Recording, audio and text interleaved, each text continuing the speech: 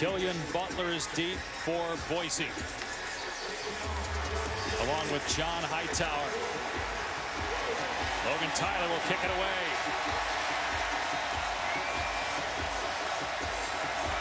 Toe will soon meet leather, and 2019 will be underway for these two schools. It will come out to the 25 for the Broncos as we introduce you and the college football world to the highest recruited quarterback in school history. Hank Bachmeier from Murrieta, California, where he set all kinds of records. 156 career touchdown passes. He was in the 2019 ESPN 300. And he takes over for a 4-year starter in Brett Rippon, who was the Mountain West Conference Player of the Year and the all-time leading passer in the conference.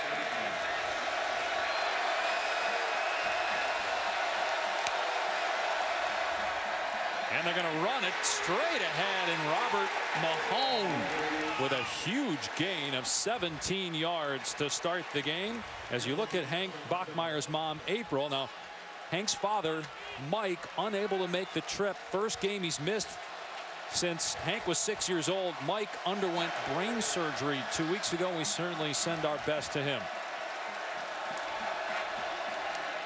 Here's a jet sweep to Hightower. Nice move as he's out to the 48-yard line. Gain of 7 on the play. Marvin Wilson on the tackle. And Hank Bachmeier, so productive throughout his high school career. He's a cerebral player, had offers all over the country, but looked at Boise State's offense, felt like it fit him, and he becomes the first true freshman quarterback to start the season opener for Boise since they joined the FBS. Here's play action. Bachmeier had to get rid of it with pressure, and it's incomplete. He was trying to hit John Bates, and it was Levante Taylor, a safety, who was in the backfield, bringing up 3rd down and 3. Well, this might be an area, Greg, where you test a young freshman. Does a really nice job of contained by Levante Taylor coming off the edge there off of the naked, but smart of Hank Bachmeier not to force the football into coverage. Well, let's see if Boise offensively just tries to get the ball out of Bachmeier's hands quickly. One of the best in the country on 3rd down a year ago. Got a manageable situation here, 3rd and 3. And they have all 5 of their starting offensive linemen back, one of 3 schools in the country. Bachmeier to his left, and it is caught for a first down by C.T. Thomas. He's out of bounds inside the 45-yard line. Recognizing pressure, and they just try to get Bachmeier out. They're going to run a little quick out route. And it was a good job by Bachmeier holding up his wide receiver just a touch, because you could see the crashing corner. Asante Samuel Jr. almost made the play. Accurate throw from the freshman. They're going to run it again here to Andrew Van Buren. So 2 runs straight ahead, right at the teeth of the Florida State defense. And both have gone for first downs. We're going to see 2 running backs and maybe 3 for Boise State, which is a huge changeup. They don't often go running back by committee. They usually have a bell cow type of approach. But both Van Buren and Mahone have impressed a lot, as well as the freshman, George Halani, who we'll see later on. To your point, 10 straight years with a 1,000-yard rusher. Van Buren fumbled the ball. It's scooped up at the 40-yard line by Robinson, and he's in the Boise State territory. Robinson hacked it out and recovered it.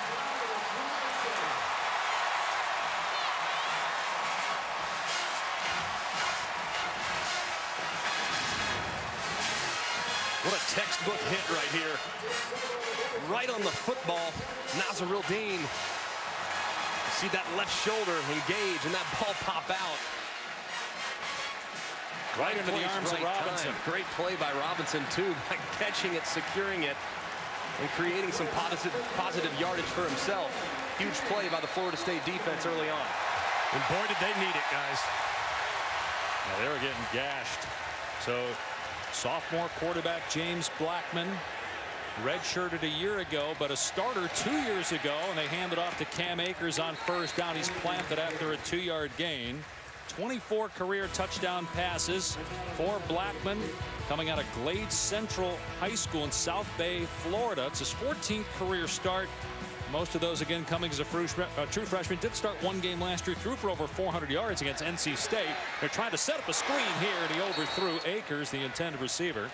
We all had a chance to meet with James Blackman yesterday. He's a very impressive kid. It was a tight race between him and Wisconsin transfer Alex Hornibrook, but the coaches said the leadership of Blackman and how the players feel about him is what won him the job. Here he is on 3rd down and 8. Dumps it off. Breaking a tackle is Marshall, out of bounds, close to the line to gain. He stepped out. Looks like he'll be short at the 38-yard line. The Noles are over the ball. They're ready to go for it on 4th down. Great effort by Matthews, trying to stretch it.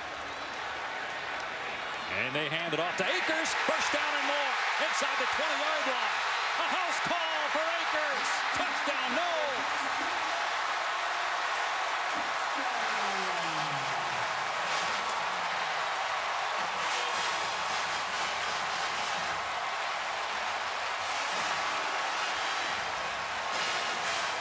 They bash him on 4th and 1.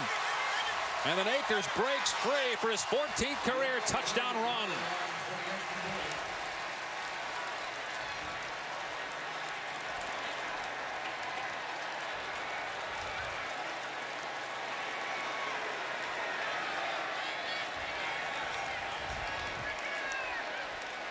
Cam Akers, who broke the freshman rushing record at Florida State 2 years ago, lost a little confidence last year when the Noles only averaged 2.8 yards a carry. They had a lot of struggles up front.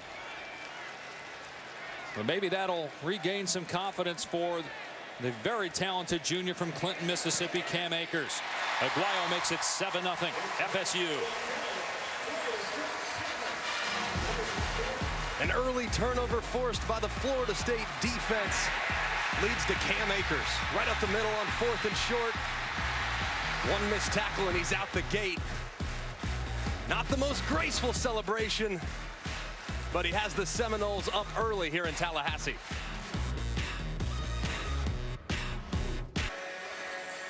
Boise State trying to replace 1,400-yard rusher Alexander Madison, and Andrew Van Buren fumbles. Only 3 fumble recoveries last year for Florida State.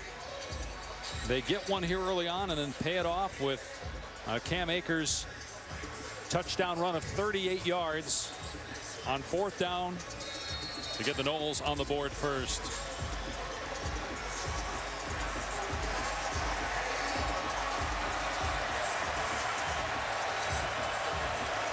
Hightower and Butler deep again. Tyler will kick it deep for FSU.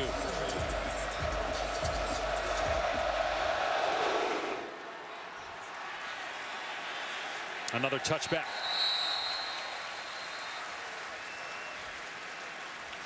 Let's go back to the touchdown. Pretty simple 4th and short play. You're going to see McKitty lead up, and Akers going to follow in behind, but that leaves Ezekiel Noah unblocked, and he just misses the tackle, and he was the last line of defense because of how close to the line of scrimmage the Broncos were. Excellent job by Akers making the guy miss, then accelerating all the way to the end zone. But that's a play on 4th and short that Ezekiel Noah has to make in a critical down and distance. Hey, Greg, I'll tell you, when he did and that run took off, this place erupted. They haven't had a lot to cheer about in the last 8 months. There's also a penalty on Boise State that declined. So first down for the Broncos. We welcome those that are watching South Alabama, Nebraska to this game here in Tallahassee. Game is supposed to be tonight on ESPN in Jacksonville, but moved because of Hurricane Dorian. And no rain here in Tallahassee, but hot and humid as they go right back to the ground. Mahone straight ahead to the 31-yard line. We mentioned there's a lot of humidity. Boise State knew it was going to be hot and humid, so they made it 106 degrees inside in the bubble in Boise. How did they do that? Well, they sprayed water. They turned the heat up and sprayed water everywhere. But they thought they're going to be playing at night, not in the middle of the day. Another run, and Mahone has the first down. Other than the fumble by Van Buren, and even on that play, they did get positive yardage. So you look at the weather difference between where we are and where Boise State, what Boise State is used to. First time they played in the state of Florida. We were in Boise a couple weeks ago for practice. It was absolutely gorgeous. That humidity hurts a lot of positions, but I'll explain after the snap why it's actually kind of a good thing for quarterbacks. True freshman Hank Bachmeier unloads, complete, and it's Hightower getting the first down, close to midfield, tackled by Samuel. You think humidity, you think uncomfortable, but for whatever reason in a humid environment, the football gets a little stickier, and your hand gets a little stickier. So the ball comes out of your hand really true in a humid environment. So I have a feeling this Boise State team, and Hank Bachmeier especially, might feel pretty good throwing the football in this type of setting. They keep running between the tackles, and this time Mahone is stood up by Corey Durden after a short game. Tell you what, Greg, so far I think it's been a very smart game plan to get Hank Bachmeier comfortable. They have established the run early. The throws have been short. They've been able to kind of control the environment for him, get his feet wet, and get him some confidence early on here. Yeah, and that's what happens when the running game has been really effective. Outside of the fumble and that last play right there, every run has been very, very positive. Bachmeier has an open man on 2nd down and 8. It's Van Buren. He's wrestled down about a yard short of the line to gain by DeKalen Brooks. So it'll be 3rd down. They're in FSU territory for the 2nd time in the first 5 minutes of the game. I know it's early. If you wanted to hand it here, you could be thinking 4-down territory possibly at this point of the field too, if you trust your defense enough and you trust your offensive line to get you positive opportunity. It's about where Florida State was when they went for it. Van Buren cuts it back and is close. Looks like he's got it. Cedric Wood on the stop, but nice cut by Van Buren. Both Van Buren and Mahone had about 3 yards or 3 carries per game a year ago because Alexander Madison was the guy, but they will split carries this year along with George Halani, a true freshman. There's an injured Seminole, and it's a player that they cannot afford to lose. Week 2 of the season's unbelievable. There's some great matchups on ABC at 3:30. You've got the top team in the country, defending national champion Clemson, taking on Texas A&M. And then at 7:30, Saturday Night Football has LSU and Texas. Meanwhile, we have seen something that we've only seen one other time in recent history. Zion Williamson blowing out a shoe for the Duke Blue Devils. That's what Nasruddin did. The sole of the shoe separated from the cleat on that last play. He's an explosive guy like Zion, though, so it should be really no surprise. Strong, big dude going up there, and the shoe can't handle the heat. Hopefully the injury to Nasruddin isn't what Zion had to deal with. The injury suffered when that shoe busted, as Mahone gets inside the 40-yard line for a pickup of about 3. And Cyrus Fagan on the tackle. Carlos Becker is the other safety. He's replacing Nasruddin for now. And this Florida State defense really struggled at times last year. They've adjusted their front, trying to get more playmakers on the field, trying to cause more disruption. Struggled against the run early so far today. Here's the true freshman Bachmeier, a wide receiver screen, and Shakir makes a man miss. Gets tagged a couple times, but does enough to move the chains to the 32-yard line. It's an 8-yard pickup. Khalil Shakir, who had a knee injury late last year. They think he can do a lot of different things for them offensively. Look at Boise State cranking up the tempo now a little bit. Florida State on their heels and dragging. They've been getting gashed. They've given up over 60 yards rushing in this first quarter. Play fake here. Bachmeier throws that one away. He actually had Shakir, but maybe made up his mind to throw it away.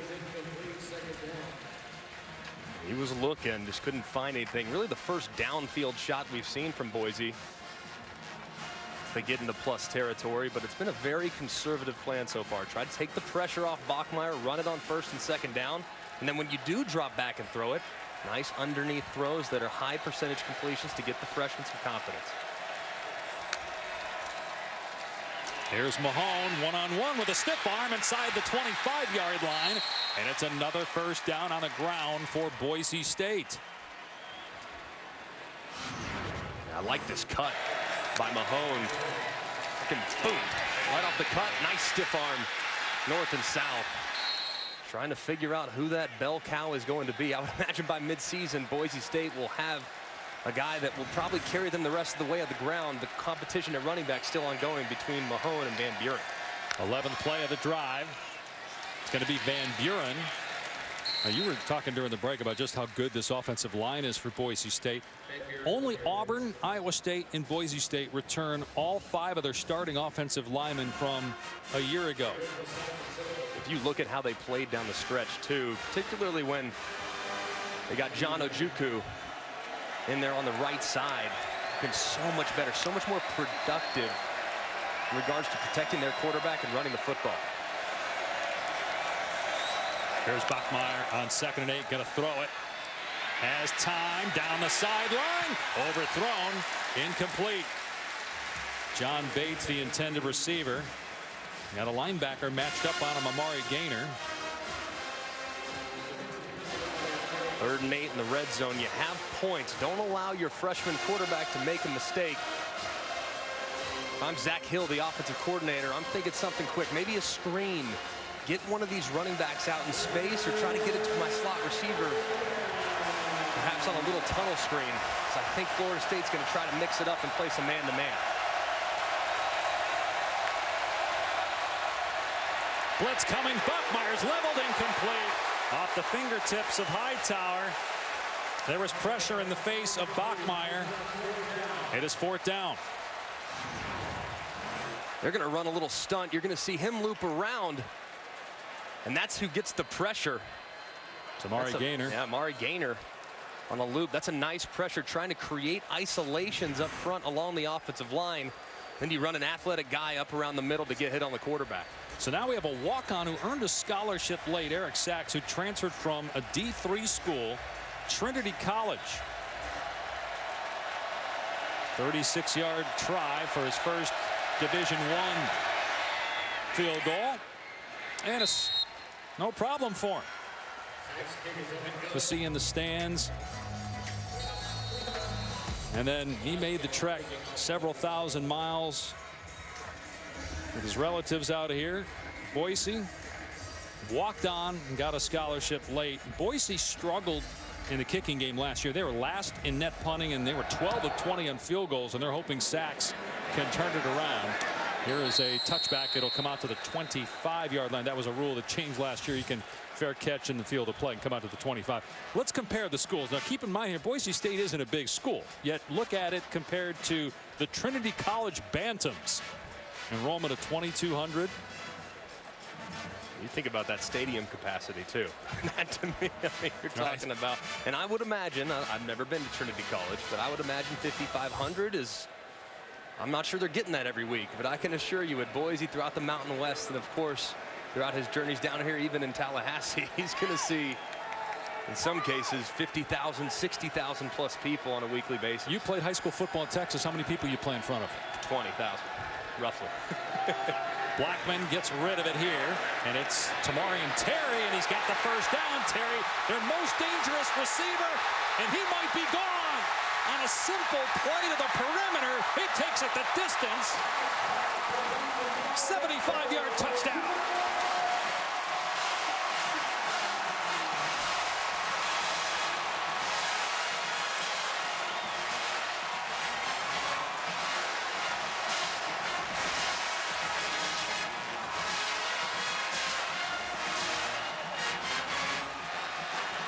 Tamarian Terry underwent a knee procedure during camp. He was not 100%. He's got the scary Terry mask on underneath the helmet. His 9th career touchdown catch and his 3rd of 70 yards or longer. And the Noles, midway through the first quarter, put up some points with explosive plays.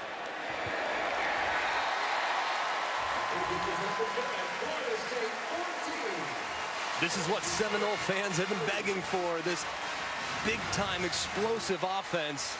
Tamarian Terry Look, we know he's huge. I mean, he's 6'4", 205, 210. But what I was amazed by going back and watching him, I didn't remember seeing this at any point last year, just how quick he was. For a guy to be that long and that versatile and such a weapon in one-on-one, he's really good after the catch. Look at him wiggle. And then break another tackle here, cutting inside and then turning on the jets to the house. He's so explosive and so good down the field. But he's really a weapon with the ball in his hands as well. And how about James Blackman? How about the start for him? The team certainly feeds off his energy.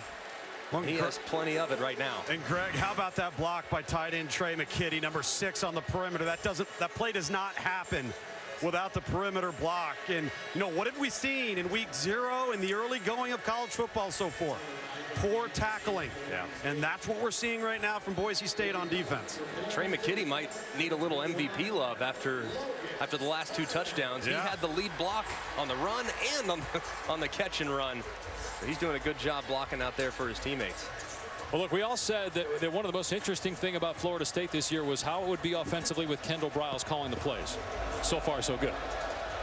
2 touchdowns in 7 minutes. The touchback, it'll come out to the 25 for Boise State.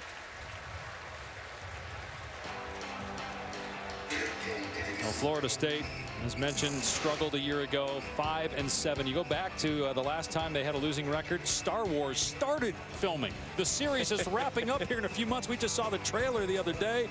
Apple was formed by Steve Jobs back in 1976, the last time they had a losing record. Jim Zorn, I think that's Jim Zorn, Seattle's first game. They just traded for Jadeveon Clowney.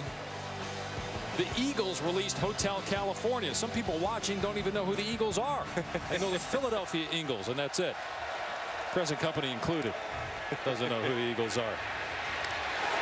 Hightower gets leveled on the sideline. Bernardo Green, a true freshman, with the hit. I think what's been good to see last year when you watched Florida State, there were so many mistakes. I mean, poor tackling, poor substitutions, a lack of energy, a lack of accountability. Now, I know we're early in the season, less than 8 minutes in, but this team looks like they have a certain level of energy that we never saw at any point last season. It's been impressive so far. Bachmeier hit by Robinson. Ball's on the ground. Is it a fumble? It's picked up by Lars Woodby, and he takes it in for the touchdown. It's all FSU in the first.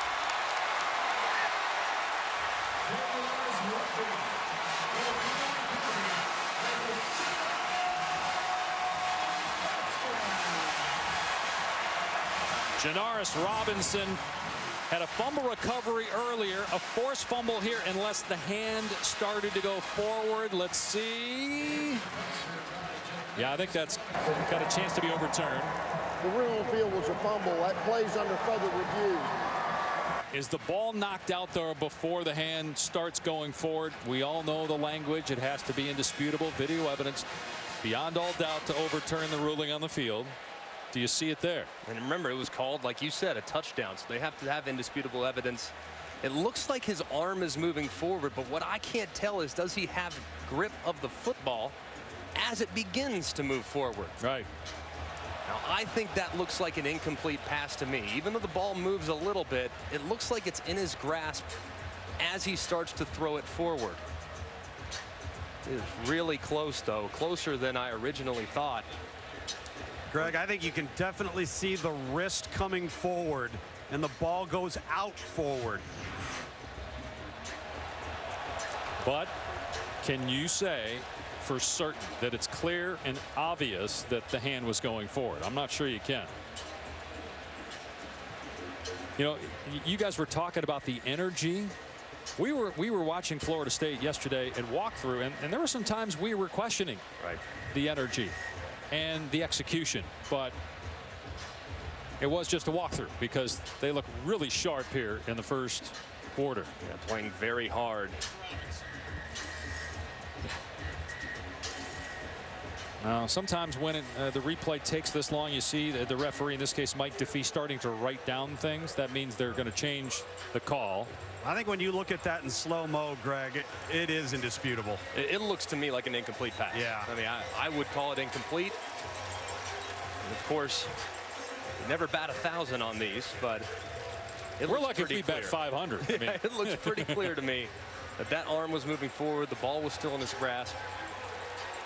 And if I were the replay official, this would be overturned, ruled incomplete, setting up 3rd and 10 for Boise State. Yeah, so they've already, the Florida State defense is already back on the field. The reason it's taking long is they got to figure out, okay, what's the down and distance? Where should we spot the ball? Obviously, time has to go back on the clock. It's an incomplete pass. Regardless, though, Greg and Dave, talk about the energy. How about the pressure? Boise State's got 5 returning starters in their offensive line, and right now they are on skates. This is, they have cranked it up in the defensive front 7 from a variety of looks for the Seminoles on defense. After reviewing the play, it's been determined that the quarterback's hands came forward with possession, therefore it's an incomplete pass. It's going to be 3rd down and 10 at the 25-yard line, right hash. Please set the game clock to 7:14, 7:14. So a bullet dodged for Brian Harsin and true freshman Hank Bachmeier. Bachmeier enrolled in January, participated in spring practice, graduated high school a semester early. Beat out Chase Cord, the guy that played in a few games last year, to tore his ACL in practice. Both the quarterback jobs for these two programs came down to the final days of camp. Bachmeier 3rd and long, facing pressure, throws it downfield. It's caught inside the 40-yard line by C.T. Thomas. A big play by Bachmeier in 3rd and 10. They get 35 yards. What a great job by Bachmeier. Standing in there, knowing that rush is coming. Seeing that safety squeeze just a touch, knowing that he'd have a little more room down the sideline. And that's not easy with big Joshua Kando breathing fire off the right side. Bachmeier had his helmet come off, Greg, so Chase Cord has to come in for a snap here at quarterback. Bachmeier knew it right away. He ran to the sideline. He knew the rule. Cord in trouble again. Gets away from pressure. And finally goes down. Chased by Leonard Warner. Maybe got back to the line of scrimmage. You have to sit for one play when you have your helmet come off unless it's via a defensive penalty. We'll be back out there. I like the mindset, though. Hey, backup quarterback in or not, we're taking a shot downfield. Right there, Chase Cord holds onto the ball a little long, and when he's outside the pocket, just throw it away. Live to play 2nd and 10 instead of 2nd and 12. Threw 9 passes a year ago. Bachmeier moving around in the pocket. A receiver comes free. It is Hightower. 1st down inside the 30. John Hightower, very good player, big play guy. This is a great feel by Hightower, too. He runs, he has a corner route called. He sees that the Seminoles are covering that zone, so he sits it down, runs a little curl route, comes back to his quarterback. It's a good read and a great route by an excellent senior wide receiver. Junior college transfer a year ago. He had 6 plays of 40 yards or more last year with Brett Rippon at the helm. And he's got a good thing going early on with Bachmeier. Mahone back in at running back. Here he is off the left edge, breaking another tackle inside the 20 and spun down near the line to gain. So that's another chunk play on the ground on 1st down for Boise. Hey, Greg, how about the impact of the overturned fumble return for a touchdown? This stadium has gone silent, and now Boise's taking advantage of it and getting back to what they do best, and that's running the football. Yeah, and the best way to win on the road, turnovers are big plays. They get turnover taken off the board, they hit a big play. Next thing you know, Boise's got all the momentum. It's Mahone again, dancing in the hole. And he's got the 1st down to the 16-yard line. A junior from Prosper, Texas. You mentioned this, going a decade with a 1,000-yard rusher. That's the longest active streak in the country. But it's a committee in the backfield this year. And now they got true freshman George Halani in at tailback. His 1st rep on 1st down. And he'll get it off the right side. And he's cracked at the 14-yard line by Dontavius Jackson, a 2-yard pickup. Dontavius Jackson, one of the few really bright spots along the defense last year. I mean, the unquestioned leader of the 2nd level. And he got some significant playing time and should build on it. Kind of the guy, maybe not the most talented guy on that side of the field, but certainly one of the guys that's very, very important in regards to the leadership and accountability of the defensive side. Saw this is the 28th play for Boise State already here in the first quarter. Bachmeier threw that one away. Again, face pressure. It was Marvin Wilson who was in the face of Bachmeier. 3rd down and 8. Last time Boise was in this part of the field and they faced a 3rd and long, Florida State lined up in man coverage across the board and brought pressure. This time, let's see how Florida State lines up and if Boise State has a counter, because if they bring pressure again, if I'm Boise, I want to try to get it out in space to one of my playmakers quickly. Penalty flags are down. There was movement by the Broncos offense. False start. Offense, number 21. It's a 5-yard penalty. 3rd down. You'll see Van Buren just creep a little forward, wait on the toes. Yep. Trying to get a little freeze count there to see if Florida State would show their hand defensively. Now with a lot of room between them and the yard to gain mark, if I'm Florida State, I want to ramp up the pressure. I want to see what this freshman quarterback is going to do. One of the areas where I'm looking is right here off this right side. Watch the pressure coming to the quarterback's throwing arm. Bachmeier in the pocket, arm hit as he lofts it into the end zone, nearly intercepted. Almost picked off by Asante Samuel, but they rushed 5 and they got to him. You'll see pressure coming right here. I mean, this is pretty obvious because of the way they're lined up in the secondary. Trying to force the ball out of Bachmeier's hands quickly, thinking, hey, I'm Florida State. I have a talent advantage on the perimeter. I'll play man, and I'm going to try to heat up this true freshman quarterback making his first start. Another 36-yard try here for Eric Sachs.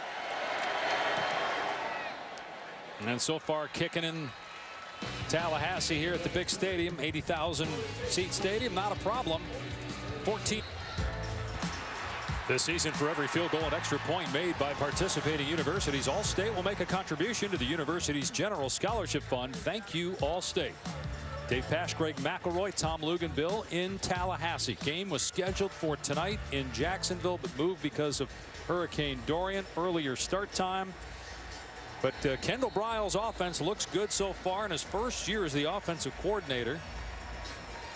5th overall. Baylor, FAU, and then Houston. He also brought offensive line coach Randy Clements over. Very familiar with Briles. Here's Helton. And he stood up at the 24-yard line. Now this Kendall Briles offense is so simple. It's all based on safety, rotation, and numbers. So you see this safety into the boundary. When that safety departs off the hash and works his way to the middle of the field, the quarterback directs his eyes away from that safety rotation, pitch and catch. And then it's about numbers. How many guys are in the box? There's 2 high safeties, which means there's 5 in the box. I have 5 blockers. Let's run it. It's very simple. It's very quarterback friendly. And it's a big reason why everywhere he's been among the best in college football in regards to yards, points, and touchdowns scored. So much about tempo. He told us yesterday they're not where he wants to be yet. Guys are still figuring out the speed as we've got a flag here on 1st down for movement. False start. Offense, number 73. It's a 5-yard penalty. 1st down. They were 110th last year in total penalties. And that's the left tackle, Juwan Williams. Briles replacing Walt Bell, who moved on to be the head coach at UMass. Akers to the 22-yard line, so that's a gain of about 3 on the play. Chase Atada on the takedown. You know, Greg, they give the quarterback a look to where they spread you so thin horizontally that it forces the defense to either give you the run numbers in the box or commit to coverage. Here's Blackman on 2nd down with a pump fake. And now comes back to Gavin on the near side at the 35-yard line. It's a first down catch for Keith Gavin with Jalen Walker in coverage. Good job reading things by Blackman. And that was third in the progression. He was working one to the little slot receiver, and then he looked deep off the pump fake. Worked all the way back to number 3. A nice job. On 1st and 10, though, they've been pretty good as far as getting some opportunities in the run game. Let's see if they get back to it here. Akers in the backfield.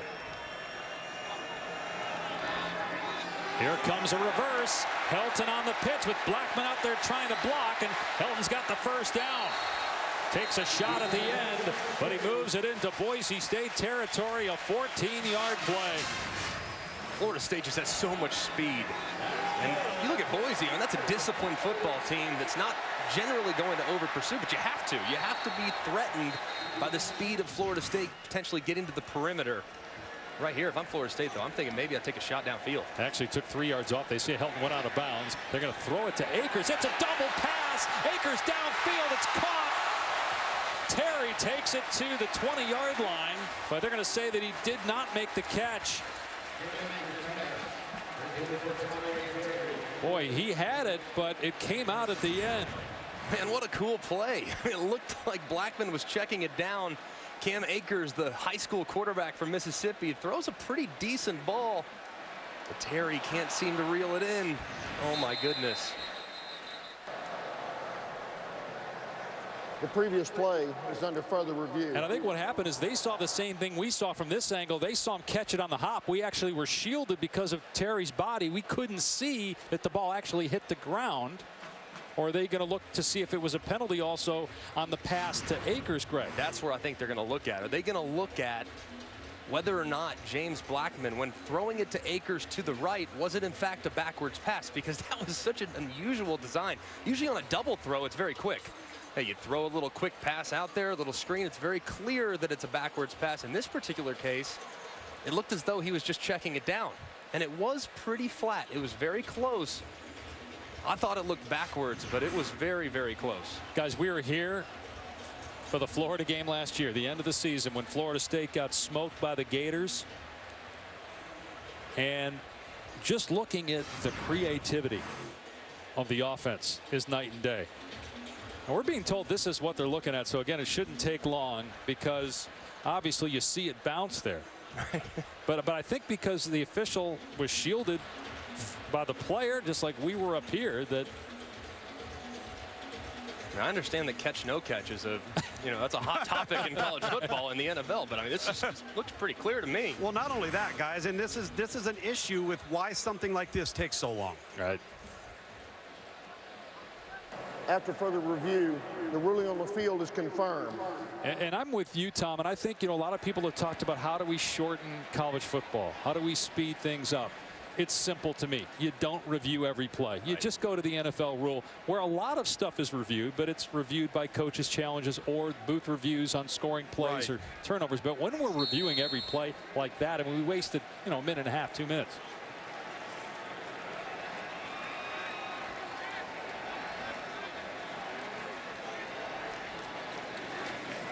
Blackman off of 2 run fakes, and what a move on Taria Wilson. Ducks under the defender and has a first down to the 38, a 15-yard pickup.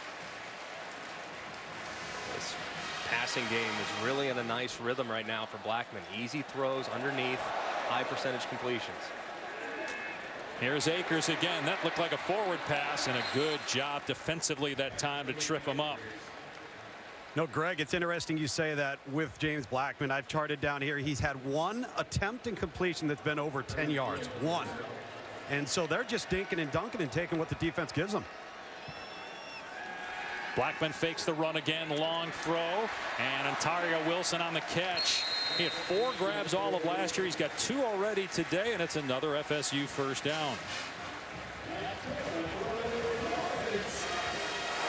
We were here for James Blackman's game 2 years ago against Miami when he had to start as a true freshman, as he gives it to Akers here. Akers inside the 20 and down to the 15, another first down. I'm just going to say, guys, that I know it's been 2 years, but he's an entirely different player, and he told us yesterday when we met with him, he said he just didn't know how seriously you had to take it. I mean, he was an 18-year-old kid being thrust in that position. Swing pass here, Matthews. What a great block. Matthews able to hug the sideline and out of bounds around the 5-yard line, close to the first down. And they are doing whatever they want offensively. They're hitting them up inside with some of their run opportunities. They're getting some swing passes. They're getting some quick curls, quick hitch routes. Kendall Browse in a nice rhythm as a play caller. Blackman, what a play. That was terrific. Gabe Neighbors with the touchdown catch. But how about the creativity again by Florida State's offense?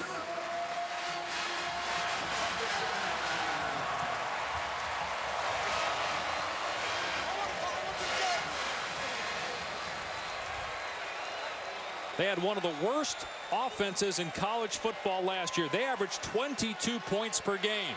Look at how many points they have in the first quarter against a good defense.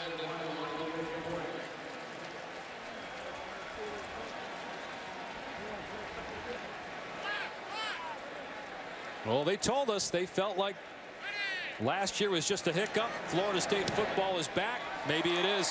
21-6.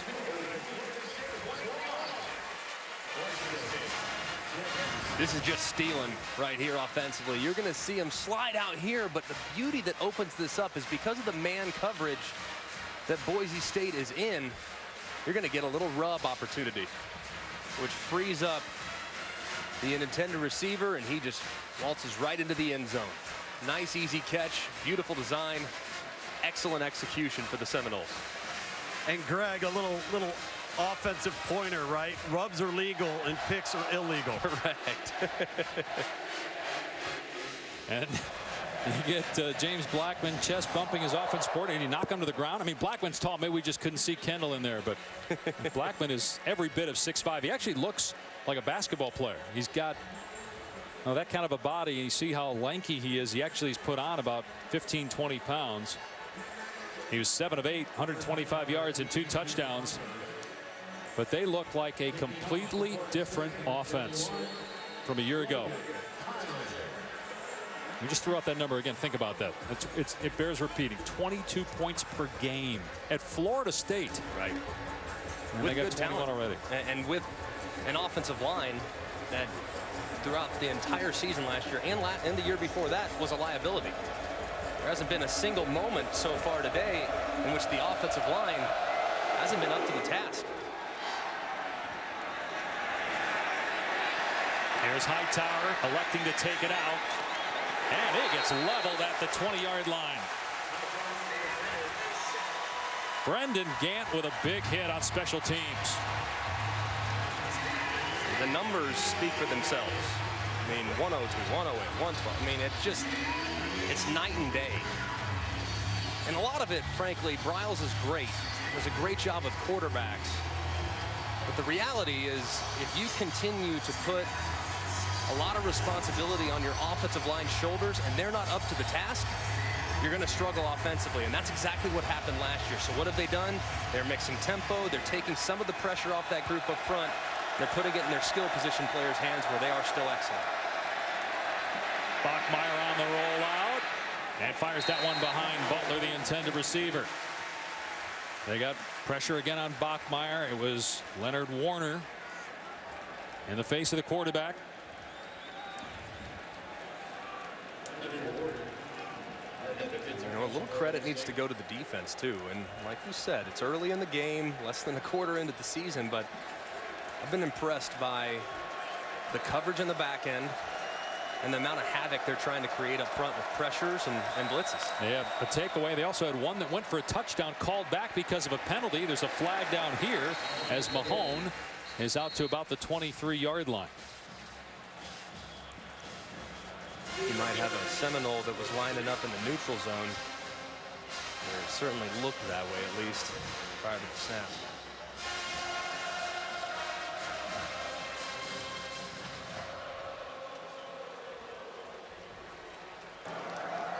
Offside. Defense number 11 lined up in the neutral zone. 5-yard penalty from the previous spot. Replay second down. Janaris Robinson, who's been so disruptive so far in this game. You talk about the talent they have. You got Marvin Wilson, everybody knows about him, but Joshua Kando and Janaris Robinson, whose house was destroyed by Hurricane Michael. He had to evacuate to Georgia, so you know he is dealing with a lot of mixed emotions when you hear about the hurricane that's bearing down on Florida this weekend. Mahone picking up the first down out past the 35-yard line. Nazrul Dean, who blew out his cleats earlier, is back on the field, made the tackle. You know, one of the things that helped that Florida State defense was having a long drive on offense last time to put the ball in the end zone, just to give them a rest. They've been on the field an awful lot here in the first quarter. Yeah, long drive, relatively speaking. They've Yeah. had the ball for about 3.5 minutes throughout the whole game, and they have 21 points to show for it. Boise State has been able to move the ball, but their drives have stalled in the red zone. Mahone puts his head down and dropped at the 39-yard line, picking up just 2 yards. Tackle made by Robert Cooper and Dontavius Jackson. So that is end hour. But all the stoppages were because of the scores by Florida State. They had one that was called back because of a replay review, as Bachmeier just turns and throws that away. That should be grounded. And he got back to the line of scrimmage, but there was no receiver in sight, and he was inside the pocket. Joshua Kando was right in his grill. And this should definitely be grounding. Yeah, there it is. Intentional grounding. Offense number 19. The quarterback was in the pocket, threw the ball into an area where there's no eligible receiver. Loss of down at the spot of the foul, second down. You can see the nearest eligible receivers here. The ball is here. So very obvious call by the official. And of course, Bachmeier did not exit the pocket. Great pressure right there, though, against the heavy play action by Florida State. 4 years to go. That was your best use of the telescope. That's deep football right there. That's deep stuff.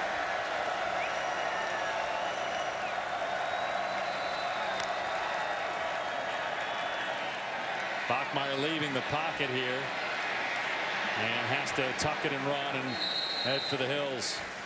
Fourth down.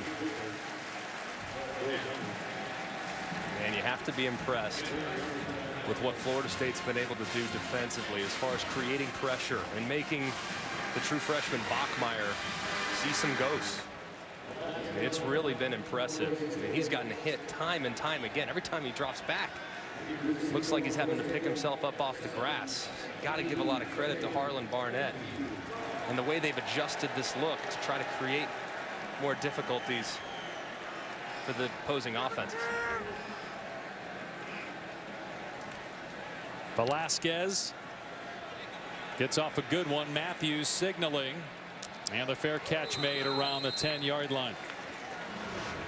And the pressure's been relentless, and it's coming from all different places. Right up the middle, you can see Gaynor on the game moving right around. How about off the edges, where you see Robinson forcing the incompletion, and then Kando getting in the action as well on 3rd and long situations. This Florida State defense has done a great job of making Hank Bachmeier uncomfortable throughout the first 15 minutes of this game.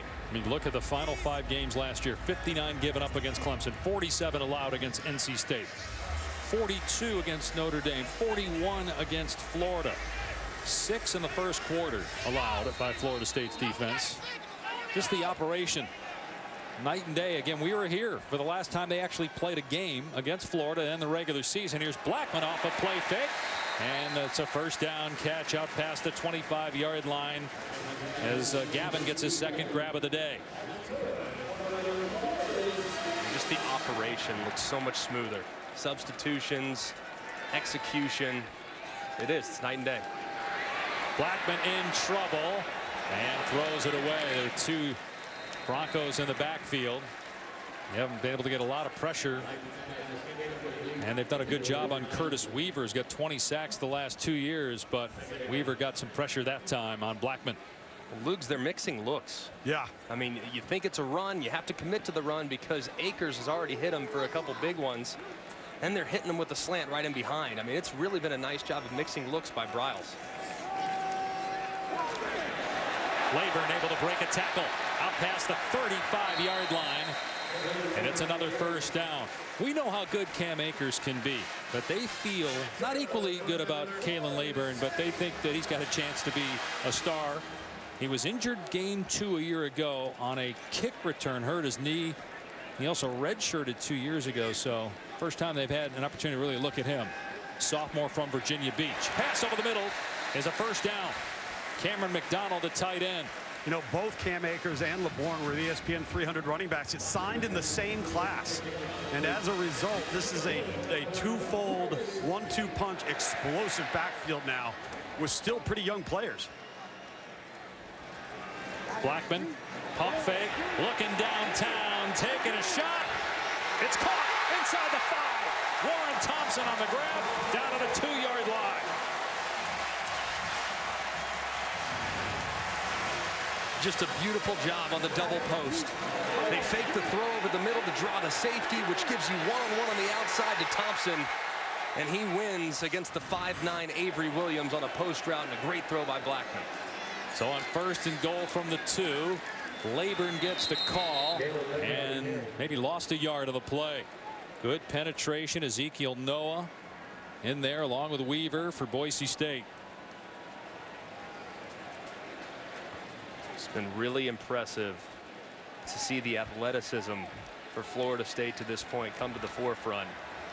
Right here, though, it's all about the line of scrimmage. Can their offensive line give them some opportunities in the run game, or do they need to resort to a throw down here? Low snap. Blackman just has to take off on a broken play, and he is planted by Weaver and Hatada. So it's going to bring up 3rd down and goal. That's really, so far, Greg, the only execution error that we've seen out of this Florida State offense today. And Florida State does not have Tamorrion Terry on the field right now, and he's the guy in this part of the field where you really want to emphasize him. He's 6'4", so he's a mismatch in coverage on any vertical passing game, so he's not in it. Let's see if they try to get Blackman outside the pocket, maybe give him a run pass option. And another botched play. Blackman has to fall on it, and it might be out of field goal range back at the 30-yard line. So we were talking about how great the operation has been, and then on back-to-back plays, you have a botched snap.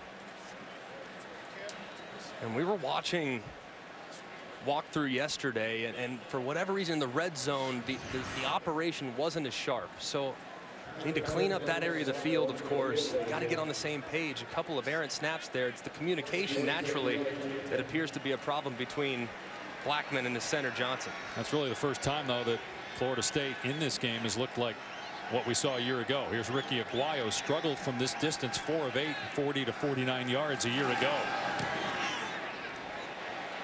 But he nails this one from 46 yards away. That extends the lead to 18 for Florida State here in Tallahassee. Tonight, it's the only game on ESPN, 9th ranked to start the year. Notre Dame is at Louisville, and Scott Satterfield's debut as the Louisville head coach did very well at Appalachian State for 6 years. What do you think of the Irish this year? I like them. I just think their schedule's tougher.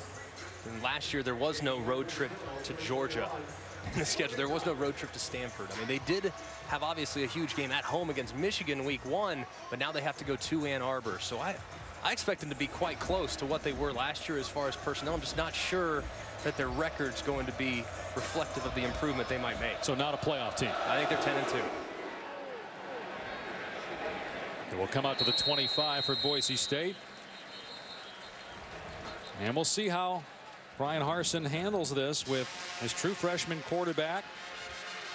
Given that, again, this was supposed to be a night game, neutral site. Now you've got a true road game. You've got general admission. Students get in free. Everybody else, it's $10. So you got a lot of Florida State fans that are here. You got a pocket of Boise fans that are right behind the bench.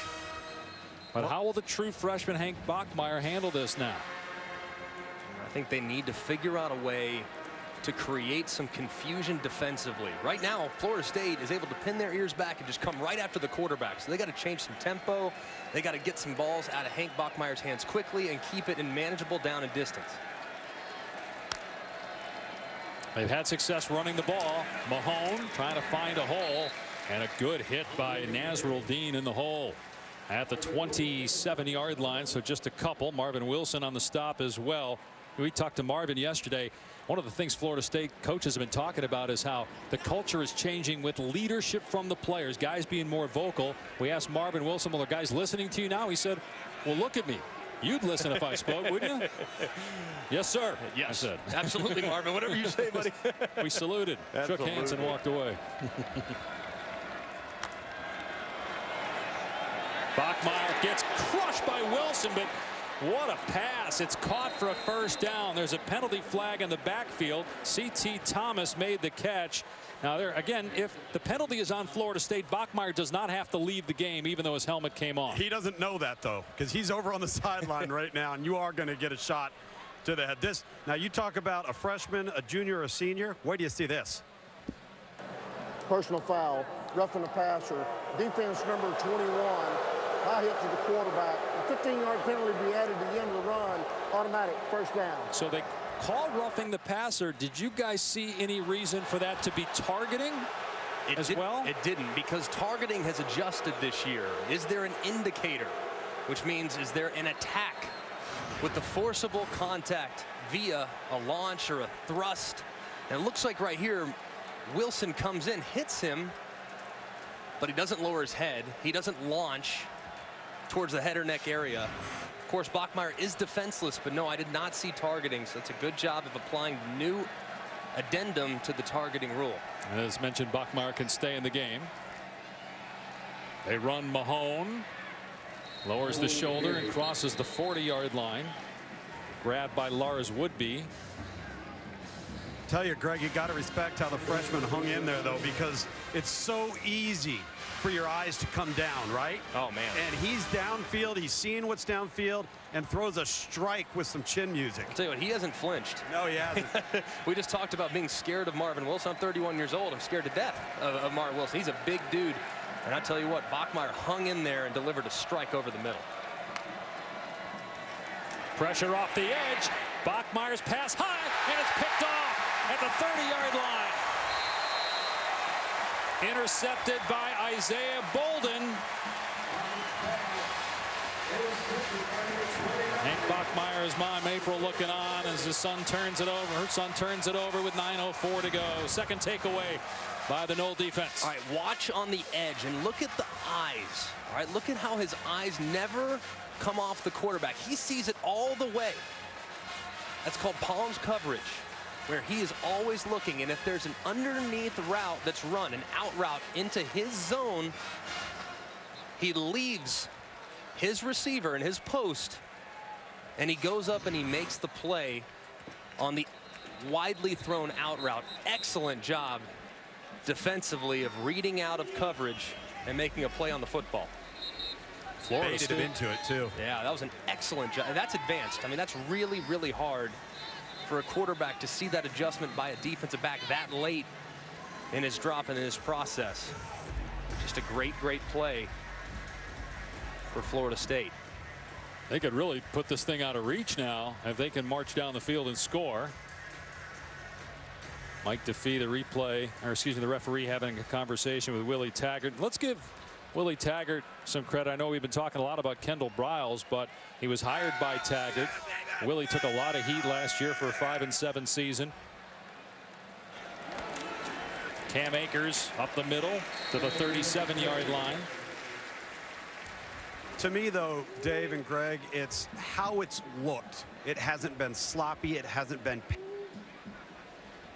on the sideline that we didn't see a year ago from the coaches. Just improvement all across the board. Akers again. Big hole past the 45-yard line. Takes off inside the 40 of Boise State and finally pushed out of bounds. There's an injured Seminole on the play, but again, that looked like a neat design 30 yards. Yeah, nice counter action. And a good block up front as you see Akers get into the open field.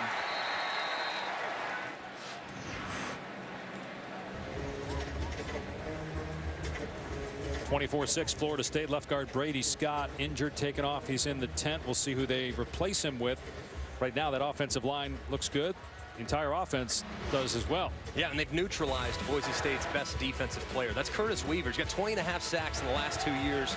Preseason Mountain West Player of the Year defensively, but they're not blocking him. If you can't block him, no worries, don't. They're letting him be free, and they are making decisions off of what he does. You see he's unblocked. He stays on the running back. That allows Blackman to get to the edge, throw easy pitch and catch. It's been really interesting to see how many times throughout the course of this game Curtis Weaver's been unblocked, but it hasn't led to anything. Here's just two astonishing stats when you consider how porous Florida State was offensively last year. They've already got 300 yards total offense. They didn't have games last year where they had 300 yards, and they're averaging 13 yards every first down. Look at their drives have all been lengthy too. And there were points taken off the board on a replay reversal, a touchdown scored by the defense that was overturned. It's been a dominant performance by Florida State so far on both sides of the football. Blackman off play action, leaves the pocket, still looking downfield, unloads into double coverage, and it is incomplete. So broken up at the last second. DJ Matthews, the intended receiver. You had Tyreek Jones down there making the play for Boise.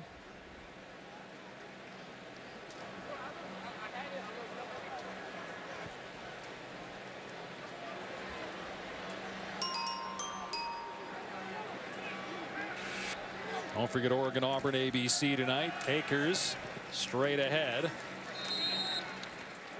Runs into the arms of Bruno DeRose at the 29-yard line. 3-yard pickup. No, Dave, Greg, you talk about the 300 yards of total offense, but really it's been the offensive line that's been the difference so far. That's been the biggest, most improved area by a mile so far in 2 quarters of this football team. Going to throw it here on 3rd down. Blackman is chased, and the ball comes out, and it's scooped up by Moa. David Moa, the 6th-year player out of San Diego, scoops up the fumble by Blackman. Spoke too soon, Greg. It was Kaniho getting the pressure on Blackman and the strip. And this is just an overload pressure. Kaniho is unblocked. Blackman's got to recognize that, hey, I got to throw a hot route. I got to lose the football somewhere, because they brought 2 to a side when I only had 1 blocker. And Kaniho does a great job of bringing that right hand over the top and hitting the right-handed quarterback, knocking that ball loose. You talk to anybody around the Boise State program, say the heart and soul of this team are 2 guys, David Moa, who recovered the fumble, and Kekola Kaniho, who caused it. And they led the country a year ago in recovered fumbles. They get one here. Can they take advantage of it? On 1st down, they run the true freshman George Halani, and it's a good pickup. Around the 33-yard line is where he ends up, a gain of 7. And if I'm Boise State, at some point, I got to call a trick play. Maybe right here. You have 2nd and short. You're running the ball pretty well. I got to figure out a way to steal some points. And they haven't really had a lot of success through the air. They haven't had a lot of success blocking them, but got to take a shot downfield at some point. You just expect a trick play from Boise State, too. Halani, 1st down. Knocked down at the 26-yard line. But enough to move the chains as we are at the midway point of the 2nd quarter. And Boise State needing a touchdown, you would assume, the way Florida State's offense has gone, save that last possession.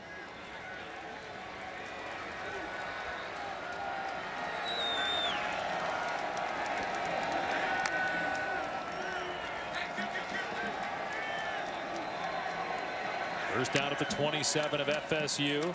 Halani again. And Jackson, Warner team up on the tackle a couple of yards downfield. No, Greg, maybe that razzle-dazzle or trick play needs to come in the red area. Uttered the most. Haven't been able to convert 3rd downs and get points on the board.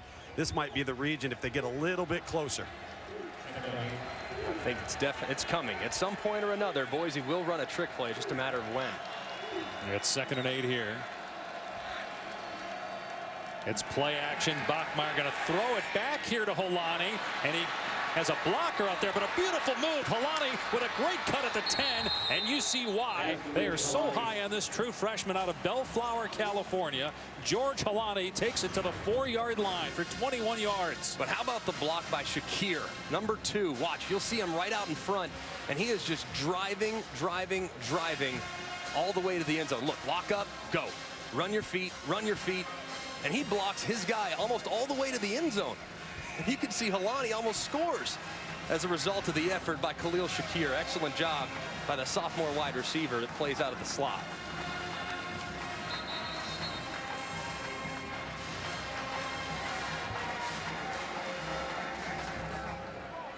So 1st and goal at the 4-yard line for Boise State. Trying to capitalize on their first takeaway of the game. They're going to keep Helani as the tailback.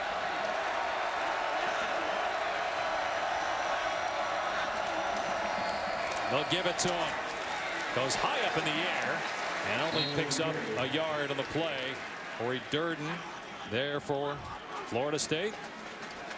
Tell you what, it's going to be really tough to gain those yards right up the middle. I know you like your offensive line. All 5 starters return. You have some big bodies. But if you look at Florida State, they got bigger bodies, including Robert Cooper, who's 350 pounds. Of course, Marvin Wilson, one of the best defensive tackles in America, in there around 315. It's really hard to move it right up the middle. And Mahone makes it down to the 1-yard line, so they did get some movement up front. But Mahone was denied around the 1-yard line by A.J. Litton, so it's 3rd down and goal. And it's 4-down territory, too. With the way your defense has played, they haven't really been very successful slowing down the Seminole offense. Field goals aren't going to help you in this one. You have to think you have a yard to gain, and you have 2 downs to get it. They bring in a big body in the backfield, number 57. Manuel Facili, the nose tackle. Let's see if they follow him. It's Mahone. He's in. Touchdown, Boise State. The first touchdown of 2019 for the Broncos.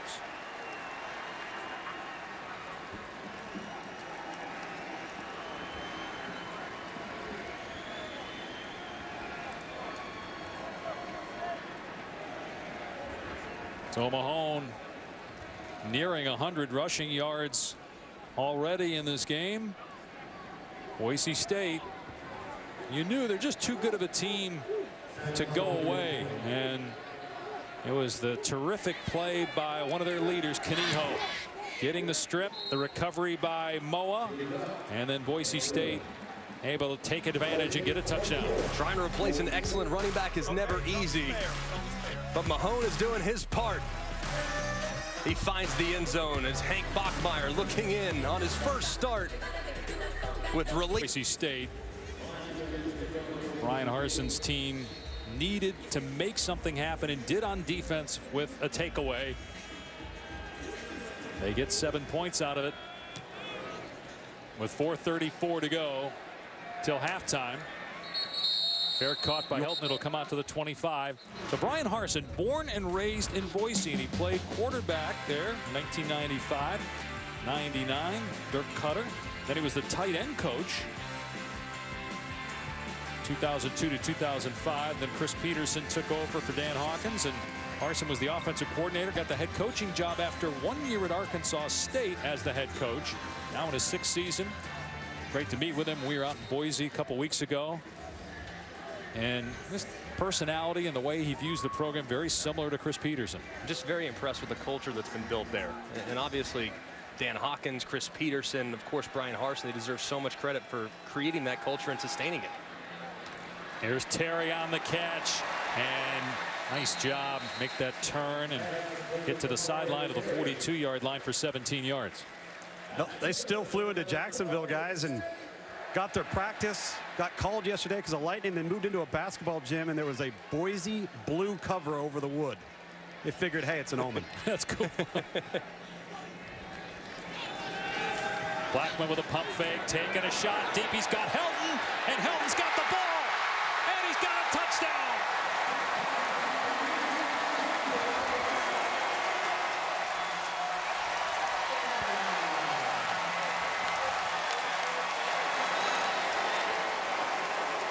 third touchdown pass for James Blackman. Good bounce back by him after he turned it over on the previous drive. Just a beautiful throw and an excellent route. They fake a little post, which puts Nawahine, the safety, in a real bind, and he beats him over the top. Really nice isolation and a great call by offensive coordinator Kendall Briles. Another extra point for Aguayo. So in a heartbeat, less than 30 seconds, Florida State steals momentum back with a deep ball. The offense, we don't even know if James Blackman was going to be the starter because DeAndre Francois was the starter last year, but got kicked off the team. Blackman has played beautifully. He's got as many touchdowns as incompletions so far in the first half, 3, and he's thrown for 276 yards against what many expect to be a very good defense in the Mountain West, Boise State. Florida State's put up 31 points again. They had a touchdown called back as well, after averaging 22 points per game as a team a year ago, over 60 minutes. This is in less than 19. Logan Tyler kicking it deep and goes out of bounds in the end zone. It's a touchback. Well, Florida State has done a good job both through the air and on the ground, and as a result of that ground attack, they've had to force Boise State into a little bit of a unique situation defensively. Dimitri Washington's off the edge. He doesn't get any reroute because he's concerned about the running game, which puts Helton in a one-on-one situation against Nawahine. And look at the route, just a little post pump. And it's beautifully thrown over the top by Blackman. Very difficult to cover when you have a wide receiver with Helton's explosiveness, with a full head of steam against a flat-footed safety. Almost impossible to defend. Great job by Florida State and a great call. Bachmeier throws into traffic and it's incomplete. It was intended for Shakir, and Butler was trying to block Asante Samuel. Samuel almost picked it up, and in fact the ball was scooped up by Lars Woodby, and they're saying it's a touchdown. Boy, it looked like the ball hit the ground. The official was right there. Maybe they're saying it was a backwards pass. The ruling on the field is a backwards pass. There you go. Recovered by the defense for a touchdown. Everybody stopped except Lars Woodby. I guarantee you the coaches for Florida State said that's a live ball. It was a backwards pass. The previous play is on further review. I'm looking at it. I don't think it's a backwards pass. I mean, I see Bachmeier throwing it from the 20-yard line. It looks as though it hits at the 21-yard line. So I again, you have this at all. You have the call on the field being a backwards pass, so you have to be certain to overturn it, but it looks pretty clear from the video there, right? Yeah, I'm all for letting them play 100%, letting them play and then clean it up on the back end, but this doesn't look that doesn't even look that close to me. From that angle it's a little more, but it's a little deceiving. From the other angle, this one especially, looks like he's at the 20 as he throws it, his legs straddling the 20-yard line, and that ball hits Shakir on the toe at around the 19. No, the 21. The 21, excuse me. Yep. Bad math. And it looks forward to me. Yeah. Looks pretty clear. But the whistle didn't blow. Yeah, and honestly, give Florida State credit. Yeah. Heads up. I mean, that's a heads-up play. Hey, just go pick it up, run to the end zone, and if it's a touchdown, it's a touchdown. If it's not, no big deal. You come out, you play 2nd and 10. If it's not a touchdown, which we don't think it will be, it would be the second defensive touchdown called back because of replay here. That's got to be the single longest delay of a live ball call in the history of football. That was a long one. That felt like an eternity. Yeah, I know. But here's what's taking so long again, because you're going to have an overturn. They got to figure out, okay, time on the clock, because you've got to put time back on, down in distance, where to spot the ball, all that. After review, it's been determined that it was a forward pass that's incomplete. It'll be 2nd down and 10 at the 25-yard line on the right hash. The game clock is correct. It didn't run after the ball hit the ground. So even the clock operator didn't run it.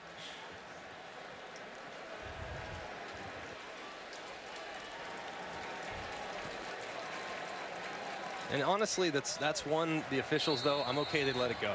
Because if it was a backwards pass and they blew it dead, that can alter the game. So I'm okay with that, but I'd love to see him clean it up a little and get that decision quicker. Score is actually 31-13. Open man in the middle of the field is John Bates into Seminole territory. Now you can see why the Boise State coaches went with Hank Bachmeier, not just because of the talent, but man, he's endured some hits today and has showed some resilience. Yeah, he's tough, he's accurate. Just needs his offensive line to help him out, keep that jersey clean a little more often. Here's Taylor coming out of blitz off the edge. Well blocked by Mahone. And so the quarterback, Bachmeier, picks up a first down and then slides to the 33. Tell you, Greg, what a great blitz pickup by the running back there, 34, Robert Mahone. Wow. Yeah, nice he made job. that play. Yeah, crossing the center's face and saving a quarterback's life. Mahone, tons of running room inside the 20-yard line. They have had some success running the ball on Florida State. Can they finish this drive as they're in the red zone now? Just outside 3 minutes to go. There's an injured Seminole, and it's Janaris Robinson who's had a big impact on this game.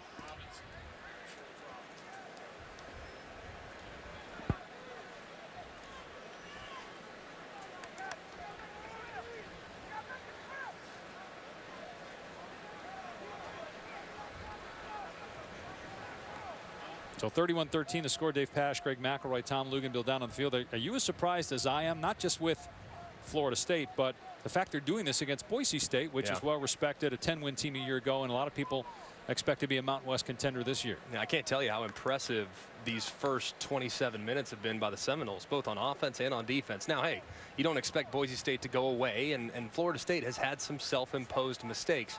The fumble, snapping it backwards a couple times as they got close to the end zone, that resulted in a field goal and lost 30 yards as a result. But Florida State, all the things that plagued them last year, being unable to substitute, lack of effort on defense, post-snap penalties, doing things that just aren't really sound, we haven't seen any of that. Right. So I've been so impressed so far here in the first half from a Seminole team that came into the season with some serious questions, and it appears as though they've addressed a lot of those issues. You know, Willie Taggart was telling us yesterday, you know, he's used to taking over a program where he's following a coach that gets fired.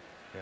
And this is the first time he's taken over a program where you're replacing a guy who won a national championship 6 years ago. And he was telling us it took a while for the players to get over the emotion of losing their head coach and adjusting to a different voice.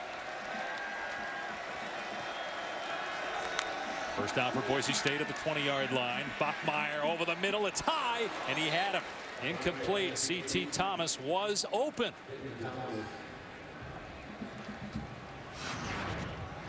Yeah, he had a chance here. Did a good job keeping his eyes vertical. Stepped into the throw.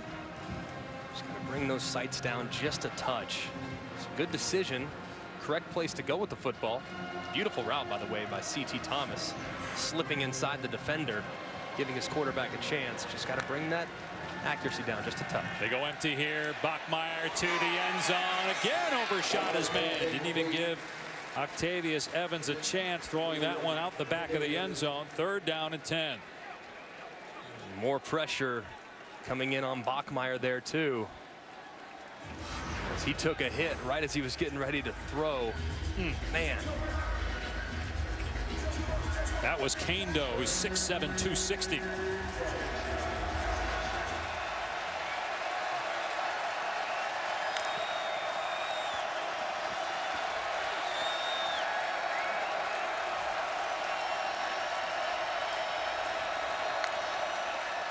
Bachmeier on 3rd down and 10, in trouble and sacked. Kando is back there, along with McCray.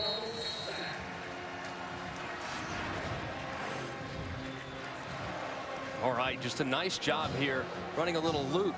Florida State, and as a result, takes their first time out of the half. They don't pass off the TE, which results in yet another quarterback sack. This one, it's a tough sack to take, and this is one too. It's difficult naturally.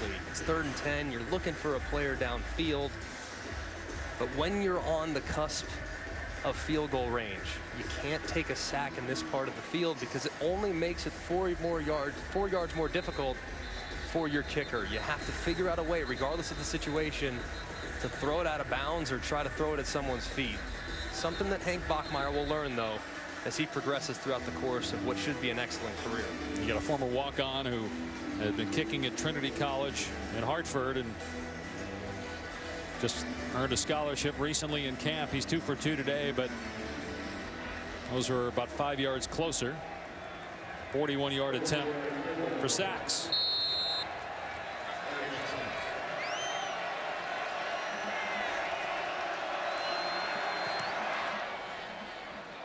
That hugs the left upright, and it's good.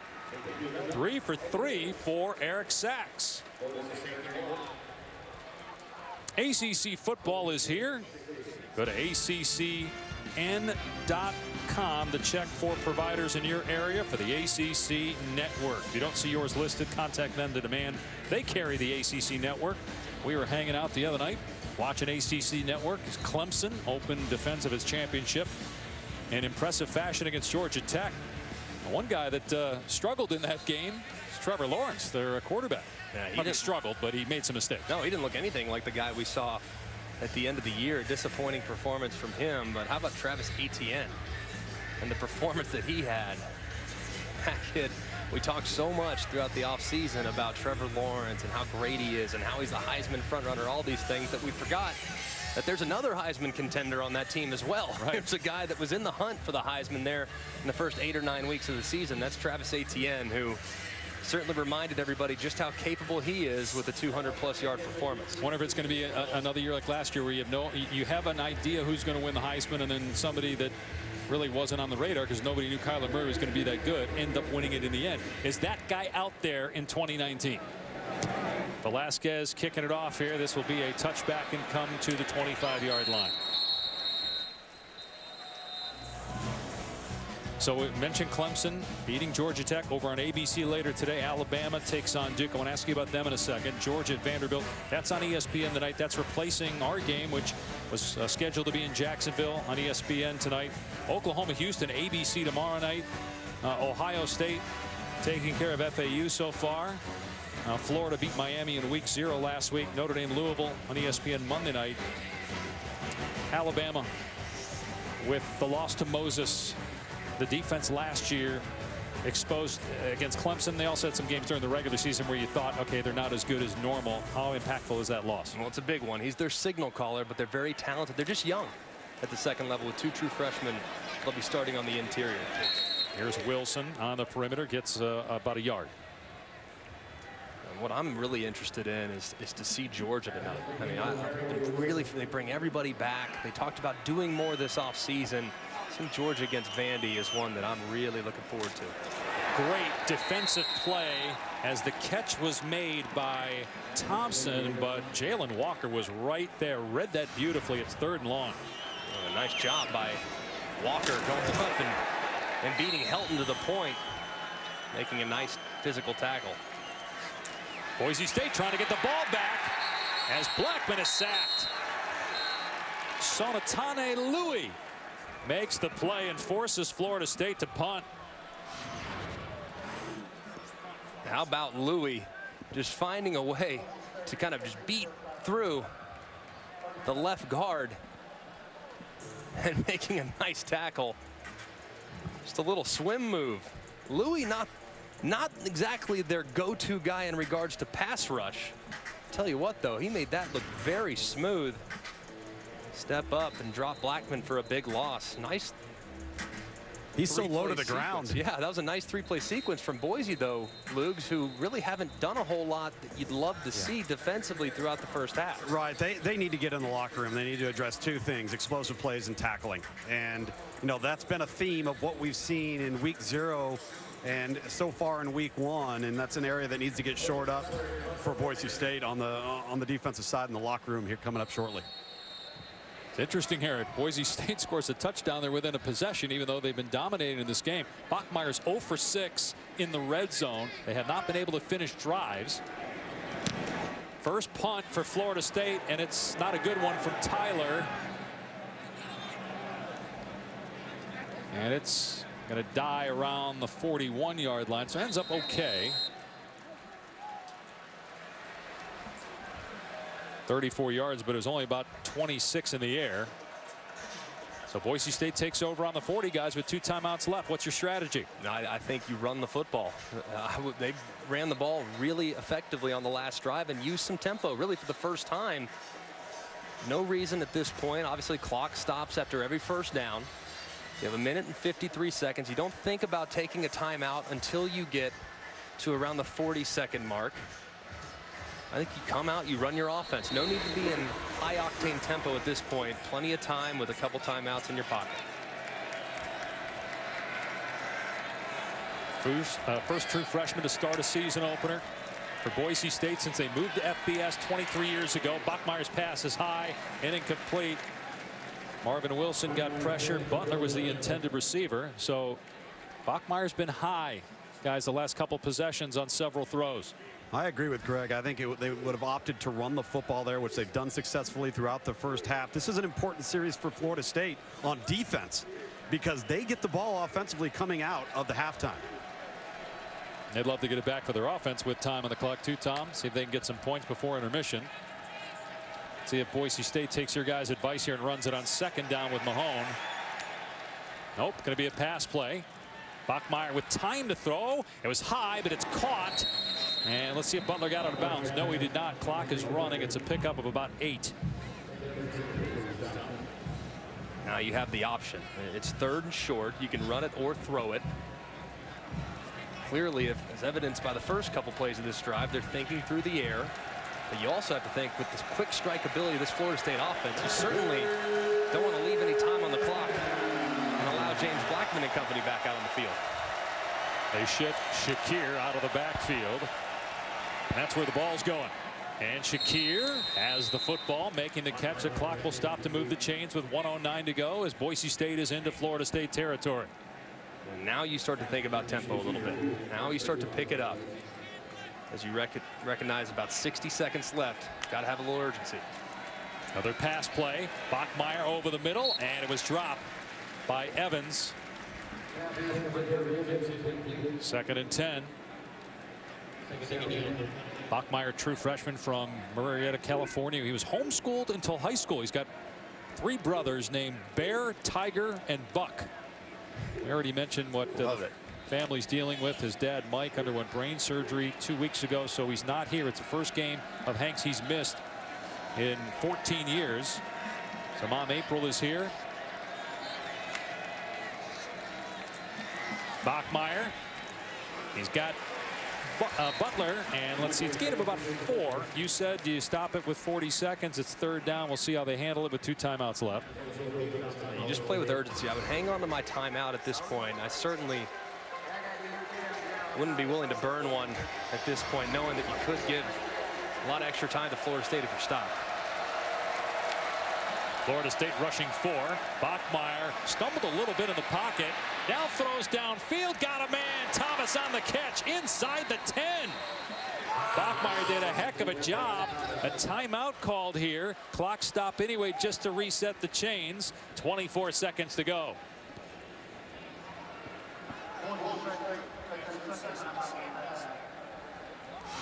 What an excellent job by Hank Bachmeier. And dropping back, not seeing anything initially, buying a little time in the pocket, and keeping his eyes downfield. This is a veteran throw.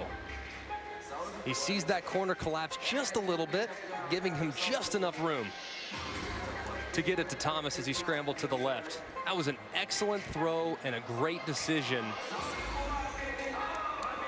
against that deep cover 2 type of defense where the corner's eyes are up near the line of scrimmage. You know, and Greg, it's easy to see why they chose this kid as their starting quarterback. Yeah. You know, where he's at with his eyes, where he's at with his feet. He hasn't deviated from the plan. He hasn't gone in the tank when things haven't been ideal. He just kind of keeps chipping away. And again, This Florida State defense, Florida State's getting the ball coming out of the locker room at halftime. They cannot allow a touchdown right here because now momentum swings for Boise State, and it's an entirely different football game going into the locker room at half. Tom, you're down there. You've been watching Florida State defense. They huffing and puffing. They've been out there a ton in this heat and humidity. They're not. They've got some really good position groups, and they've been rotating. You know, we're seeing various looks, but we're also seeing various position groups shuffle in 3 and 4 at a time. They look sharp. First and goal on the 10 for Boise State with 24 seconds to go and a timeout remaining. Bachmeier throwing a fade to the corner for Thomas. He can't come up with it. Nasruddin in coverage. Thomas is giving up about 7 inches on that pass play. You're throwing a fade against a defender who's that much taller than the receiver. Yeah, but I like the throw. I mean, there's a little hesitation by Thomas to try to create a little separation. See him just peel away from the defender. That was a great throw by Bachmeier. Just, I'd love to have seen Thomas bring that one in, reward his quarterback with the nice toss. They run it here to Mahone, and he's dragged down at the 9-yard line. That was Dennis Briggs making the stop. Another timeout is called here with 14 seconds left. Boise State out of timeouts. So now you got 3rd and goal. I mean, are you thinking that this one has to go to the end zone because you're out of a timeout? I mean, there's any chance that you can get 2 plays off if you run the football in 14 seconds? No. Okay. You have to go to the end zone, and you have to understand, hey, it's got to be quick because any sack eliminates the possibility of points more than likely. It has to be high in the back of the end zone. If you're Boise State, you say it's us or no one. It's one of those throws. So who's your best option at wide receiver? You're probably going to look in the direction of John Hightower. 6'2", hasn't done a ton, at least in the second quarter. I'm going to look in his direction, or one of my tight ends perhaps, and try to find him along the back edge of the end zone, especially if they can find out a way to go one-on-one coverage. The score right now would be a lot different if Boise State were able to capitalize in the red zone. Bachmeier has not completed a pass in the red zone yet. Keep in mind, Dave and Greg, watch Florida State align on defense in their secondary. They are in the face of these Boise receivers. They're daring them to throw it. They're saying, hey, listen, freshman quarterback, you're going to have to throw into tight coverage. Here's Hightower, split out to the left. Bachmeier rolling to his right. Holds onto the ball, now throws back across the middle. And it's caught for a touchdown by Butler. There's a penalty marker down in the end zone. The back judge was trailing him the entire time, and I think they're going to check to see if he was out on the back end line. If the receiver stepped out, he can't be the first to touch the football unless he is blocked out by the defense and forced out. Then he can come back in and touch it.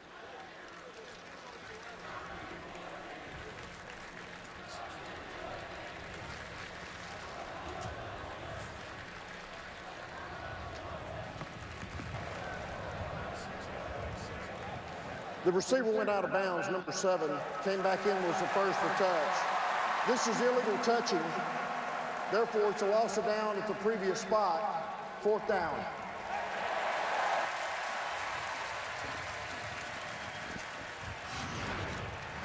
You're going to see Butler. You're going to see him work to the end right here, and he's going to step out before he comes back to try to make the catch. Good job by the officials recognizing that and making the correct illegal touching call. So Sachs with the field goal, and it's good. So again, Boise State unable to capitalize on the red zone, but they do get points. 4 for 4 for Eric Sachs as the first half comes to an end. Could be a lot worse for Boise State given the fact they have not been able to stop Florida State at all, and the Noles had 2 defensive touchdowns called back because of replay.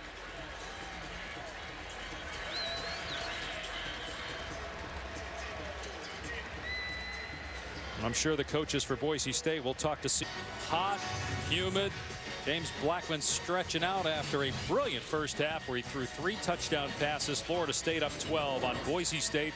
And the season opener for both teams, the game originally scheduled for Saturday night on ESPN in Jacksonville, moved to a noon kickoff 2.5 hours west to Tallahassee because of threats of Hurricane Dorian.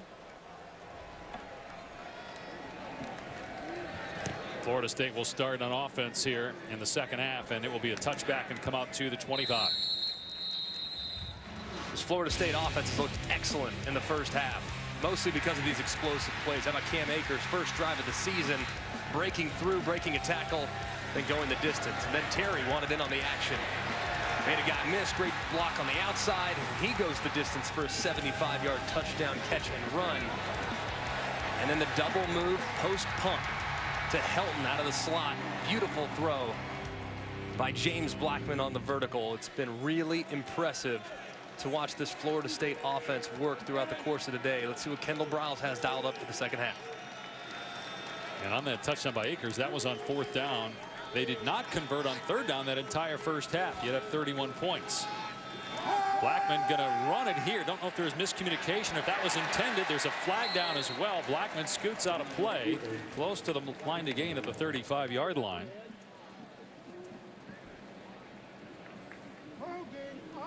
Brady Scott, the left guard who was injured in the first half, is back out there for Florida State. Holding. Offense number 3. 10-yard penalty from the previous spot. Replay first down. It's on Cam Akers. Here's Tom down on the field. Well, fellas, talking to Coach Brian Harsin at Boise State, 3 distinct areas. None of them will surprise you. We've got to have better red zone production. We can't turn over the football. And most importantly, we've got to tackle. Explosive plays on the ground where they miss tackling opportunities have cost him in the first half. But he feels good about it because he feels like the team's just a player away to getting the momentum back. Blackman trying to set up the screen to Akers. It's covered, and now Akers comes open. He's got it past the 20. And out near the 25-yard line. Wimpy on the tackle. Ezekiel Noah was trying to track down Akers and defend him from getting that screen pass.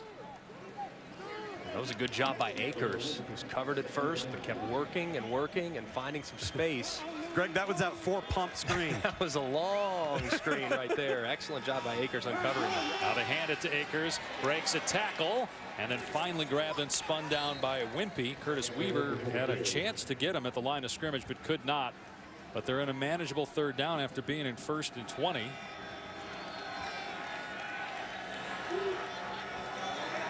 It's 3rd and 8.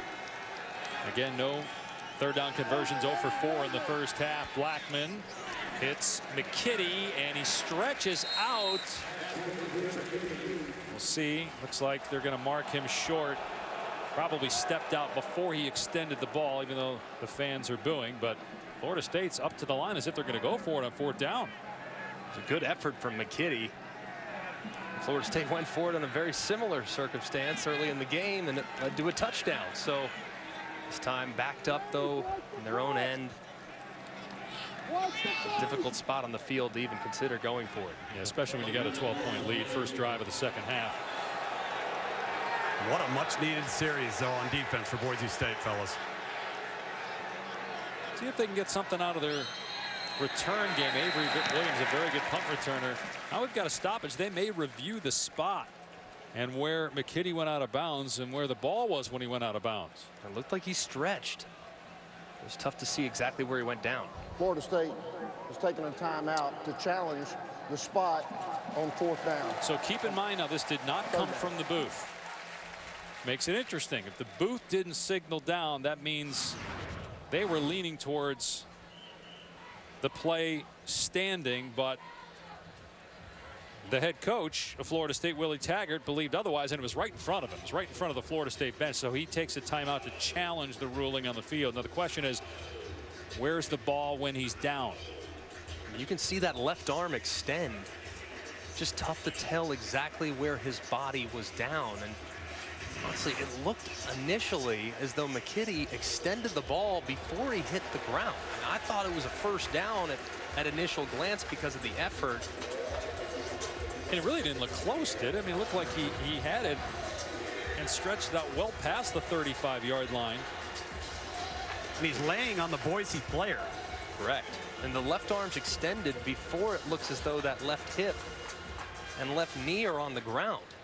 But the angles that the officials have, is that enough to overturn the ruling on the field? I think it is. After reviewing the play, the runner's knees were off the ground. He extended the ball beyond the 35-yard line. It is a first down. The ball be placed just beyond the 35-yard line. 1st and 10. Guys, that's big. It was 1st and 20. Boise State trying to get quick 3 and out. And now the Noles offense, which has been potent today. Decent field position after picking up that third down. And an excellent use of the challenge, too, by Willie Taggart, calling the timeout and getting the play overturned. And gets to keep that timeout. Going to go back to the ground here in Akers.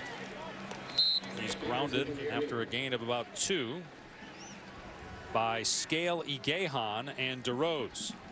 One thing I am seeing a difference of, guys, is Boise State's defensive front is getting off of blocks much better in this series in the first one than they did in the first half. Blackman with a quick throw, a little behind Matthews, and did a good job to keep his balance initially, but still tackled for a loss on the play. Tyreek Jones was back there. So was Kaniho, who's been wreaking havoc in the backfield a lot today.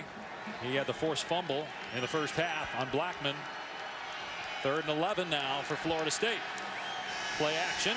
Blackman looking deep, taking a shot. Incomplete. Intended for Helton. Or check that. Wilson, the intended receiver, and Jalen Walker in coverage. It's 4th down. Jalen Walker one-on-one.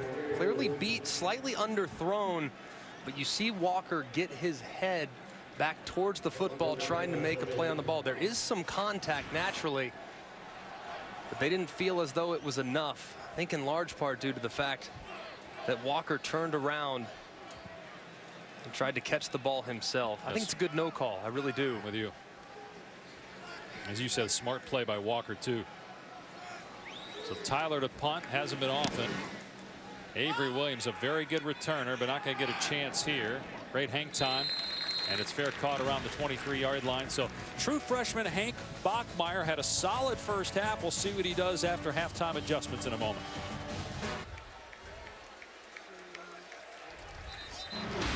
Welcome back to Tallahassee, where true freshman Hank Bachmeier is making his first career start.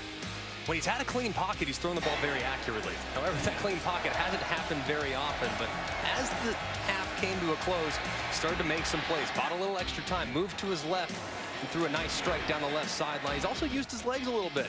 He's not as athletic as the guy he beat out in Chase Cord, but he's very good with the football. It's been a decent start so far for the young quarterback.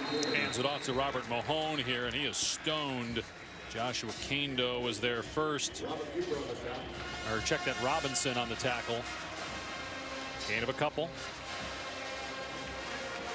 You have to think Boise feel good about what they've done running the football. I mean, Mahone's gone for almost 100 in the first half alone, so you got to think they're probably going to continue to try to emphasize what they've accomplished already at the line of scrimmage. They had a lot of good runs on first down in the first half. Not here to start the second half. Only a yard or 2 for Mahone. Dontavius Jackson, who was the number 2 tackler on this Florida State defense a year ago, made the play. You talked about Harlan Barnett deserving some credit. They switched to a 3-4 defensively this year. A lot of talent up front for the Noles. And they make something happen here on 3rd and 6. Try to get the ball back for their offense. Boise State has been very good on 3rd down so far. And Bachmeier to the air here. Lobs it up and knocked away. Incomplete. Nasruddin was there. Butler, the intended receiver. That ball took forever to get to the sideline. And the pressure brought by Florida State, the pocket just collapsed right around Hank Bachmeier, and he couldn't really get a lot of velocity on the throw. Florida State defense has been tenacious throughout the course of the first half and here early in the second half with the pressure they're applying to the quarterback. So Velasquez to punt. Boise State really struggled in the kicking game a year ago. So far so good in this game, although as I say that off the side of the foot of Velasquez, but it works out okay. Taking a nice hop to about the 26-yard line. 43-yard punt. No return. Early 3rd quarter in Tallahassee. Cam Akers, one of the most talented players in the ACC. Yeah, he's been explosive today too. After first contact is when he does most of his damage. Almost 80% of his yards last year came after first contact. But he's made guys miss, and you've seen some of that athleticism that have always been on display. Cam Akers has been exceptional today in the open field, and last year I think he lost some of his confidence. Didn't trust his offensive line. didn't look like the player we knew he was bound to become. Man, he's inching closer. Clearly this new offense suits him, and the improvements that they've made up front have allowed him to break free a few times. Remember, Jimbo Fisher a couple of years ago told us Cam Akers comes to the sideline upset when he doesn't score a touchdown on every play. He was that confident in his ability, but then because, as you said, the struggles up front, the yards per carry only 2.8 as a team last year, which is 129th in college football. Here's Layburn, Akers back up, and he gets popped in the backfield by Canijo. So it's a loss on the play of about 5. And I look at this Boise defense so far, and they're reacting faster in the second half so far. They're triggering as soon as that ball gets handed off. It felt like they were trying to see it all. Didn't play very fast in the first half. It's been a little more aggressive effort defensively so far. Blackman going to throw here. Now tucks and runs and dives head first across the 25-yard line. So he gets back to the original line of scrimmage and maybe an additional yard. I get a sense too, Greg, that Florida State's become a little bit conservative. Haven't been kind of dictating terms the way they did in the first half. And to your point, Boise way more active in finding the football and really disengaging in the offensive front from Florida State. 3rd and 9. Here's a delayed blitz. Blackman got rid of it in time, and it's high and incomplete, intended for Wilson. Wonder if you heard the footsteps, and that's why the pass was upstairs. 4th down. And that was the same pressure that forced the fumble a little earlier. Just pressure coming off the right side, overloading the strong side of the protection. Layburn's actually, he should be picked up.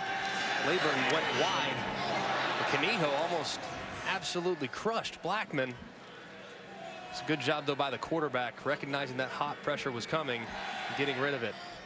Only the 4th punt of the day for Logan Tyler. Avery Williams is deep. This is a deep line drive, and Williams back inside his 20, and he made the first guy miss, but that was it. Terrific pursuit by the Seminoles that time. A.J. Litton was down there to make the play. 53-yard punt, but a negative 5-yard return. Monday, it's the only game of the night. Notre Dame at Louisville. Game is on ESPN at 8 Eastern. You can also see it on the ESPN app. See if the Irish can get back to the college football playoff. You talked about it in the first half. Very difficult road schedule. Can Louisville bounce back from a rough year with Scott Satterfield at the head? Now did a great job at App State for 6 years. So first down for Boise State inside its 20. True freshman George Holani is in the game at running back. So you got a true freshman quarterback and a true freshman running back in there. And Bachmeier will throw here. His pass incomplete. Was high, intended for John Bates. There's some pressure by Stanford Samuels. So you got a true freshman quarterback. Brett Rippon was a 4-year guy. All-time leading passer in the Mountain West. You had Alexander Madison, a 3rd-round draft pick at running back. They also lost their top 2 receivers from a year ago. And they've struggled when they've gotten into the red zone today. Otherwise, the offense has been decent. The 1 interception by Bachmeier.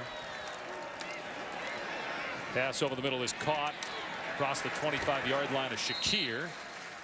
Kane Doe brings him down along with Becker. I tell you, Greg, these backs for Boise State, man, they will step up and knock you out in the hole. What great pass protection once again, protecting the young quarterback Bachmeier. There's been so many delayed pressures from Florida State. A couple plays ago, though, you referenced Stanford Samuels coming off the edge. And Florida State has given Boise State so many looks defensively with late pressures that it's a credit to these running backs for Boise. It's a credit to them for recognizing those pressures, especially Holani, the true freshman, when he's been in there. Carlos Becker shaken up.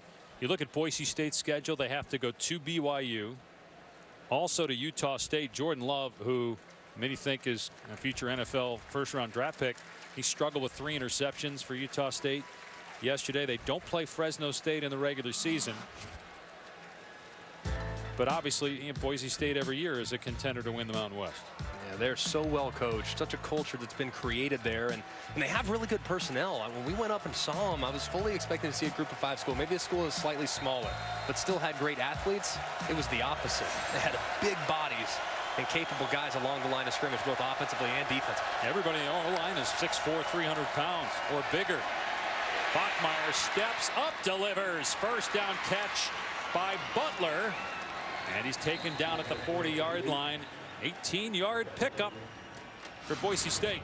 That was really well done by Hank Bachmeier, and a great job by his offensive line in holding off, seeing the twist going on up front. Bachmeier keeps his eyes downfield, drifts forward, throws a strike for a third down conversion.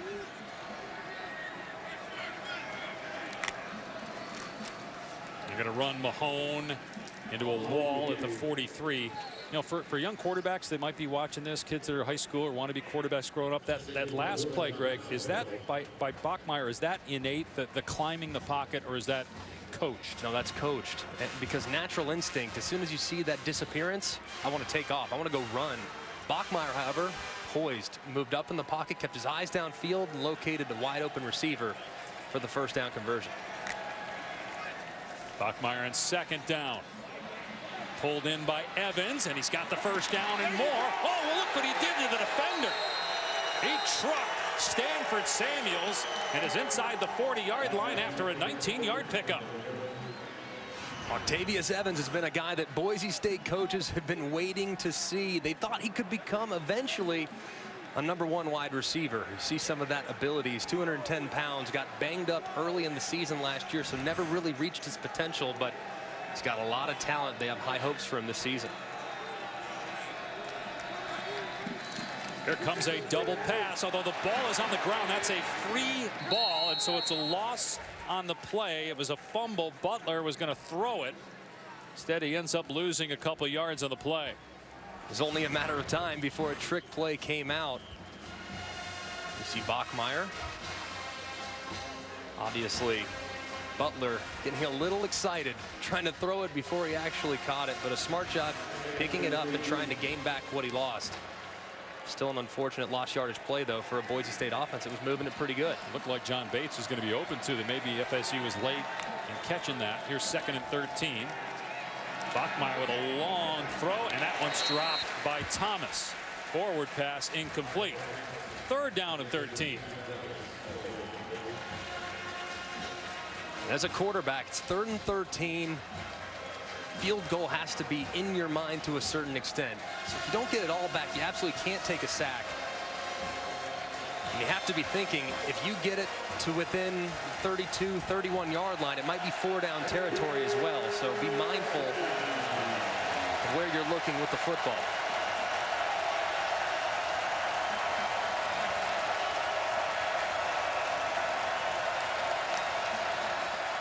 Here comes pressure. Bachmeier doesn't see it, and he's thrown down by Carlos Becker for a sack.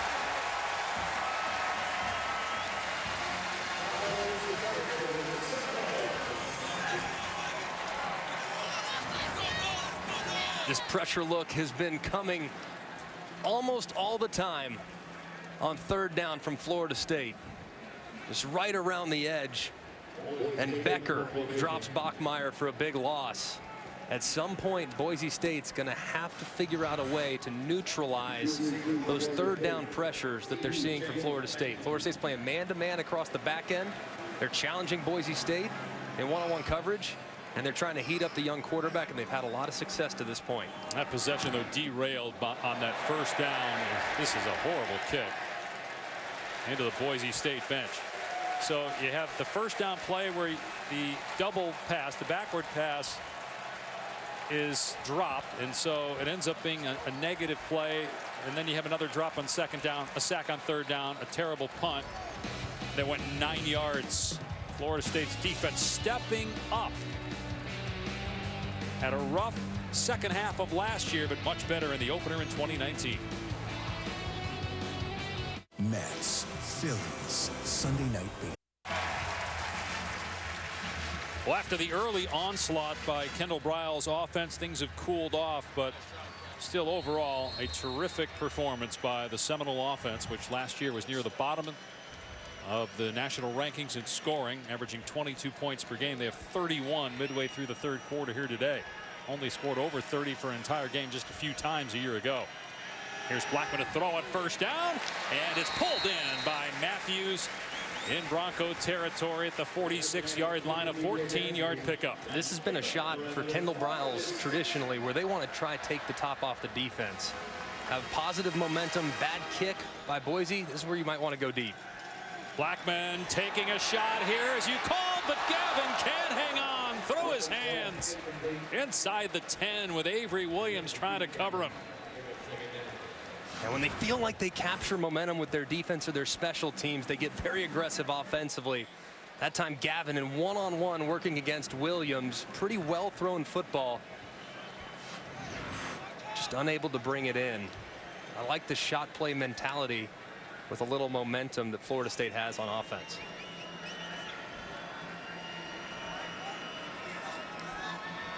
These two teams will meet next year in Boise. Blackman again off play action, has to throw it away. Will this go down as a grounding call? It appeared to be a receiver in the area, so I don't think they'll throw the flag on this one. Again, this game was originally scheduled for Jacksonville. The reason a lot of people are saying, well, why move it to Tallahassee? It's unfair to Boise State. The game initially was going to be in Tallahassee, but actually Florida State wanted it in Jacksonville. Here comes an end around. The pass to Terry, and Boise State is all over it. They were not fooled. They lose yardage. So instead they moved it to the surface of the sun. How bad is it down there, Lukes? See, Dave, you and I have been here, what, 7 years together? Greg, we're going on 4. It's easily top 2 or 3. The only one I can remember that's close was Texas A&M 7 years ago when it was 112 on the field on a noon kick. But these two teams, when it's all said and done here, they're going to be getting some fluids and they're going to be exhausted. I mean, they're going to play under the lights in Jacksonville. It's hot and humid there, but not as bad as it is here, obviously, with the sun out in midday. Tyler punting here, and it will not check up and go into the end zone for a touchback.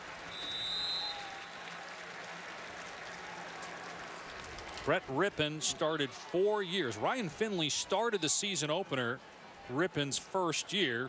So Bachmeier is the first true freshman quarterback to start a season opener since Boise State joined FBS in 1996. Kellen Moore in 2008, who's now the offensive coordinator of the Dallas Cowboys. He started as a redshirt freshman of the season opener.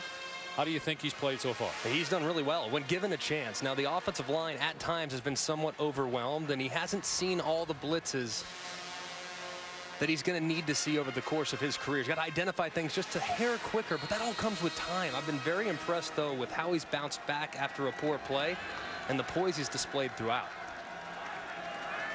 Mahone shifting into the backfield here. And on the end around pitch, it's Thomas getting the first down. Levante Taylor with the stick. That's a good play, though, almost 15 yards.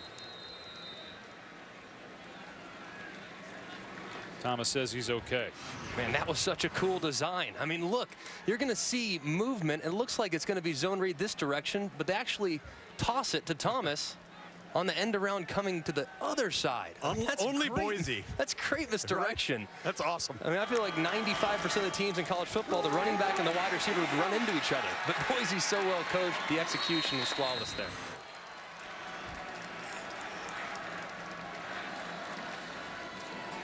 They run Mahone, able to shake a tackle, get to the second level, and into Florida State territory. A 19-yard pickup. Mahone over 100 yards on the day. He'll hobble to the sideline, though. They need him out there. He has definitely been their best back today. He's very decisive, north-south runner. He's displayed some good patience. He's the most experienced and has handled the leading role well today. Polani, the true freshman, is in there now, but Bachmeier will throw. And the ball comes out. It's recovered by Florida State. Scooped up by Robert Cooper. Pressure from behind by Marvin Wilson, getting the strip sack on Bachmeier.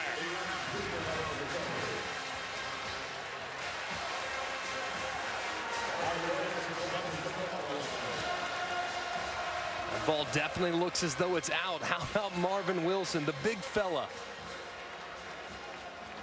beating John Mulchin, the left guard, and getting to the quarterback. What a huge play, as it looked like Boise was starting to gather some momentum. One of the leaders defensively finds himself in a one-on-one situation and takes advantage of it. They're reviewing to see if the hand started to go forward. Marvin Wilson, a junior from Houston, who was a basketball player growing up and ended up trying football. Worked out pretty well, I'll say. He's a great player. It's a two-gap body with one-gap explosiveness. He showed it right there. Akers, big run inside the 35-yard line down to the 32. 15-yard pickup for Akers. Florida State in business.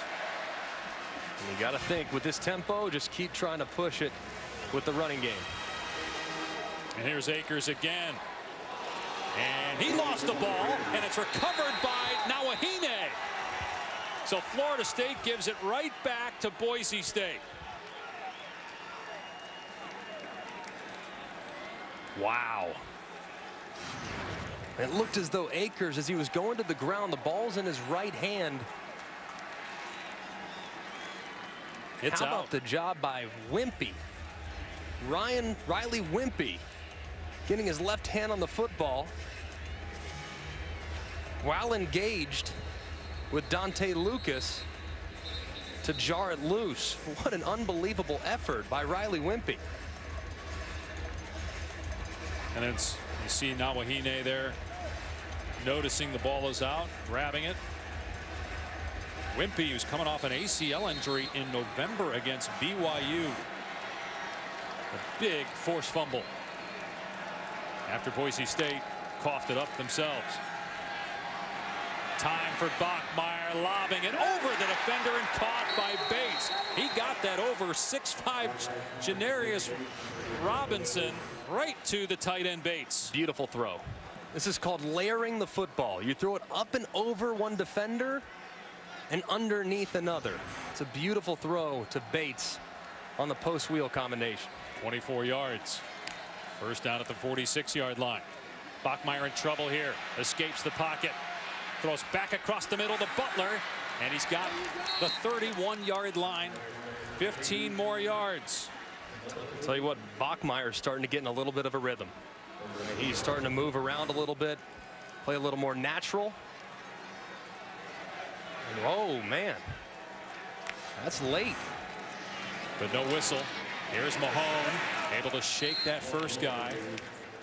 No whistle, but guys, I'll tell you, that head referee was given a mouthful to that Florida State sideline and that defender. I'm surprised, though, that he just didn't pull it.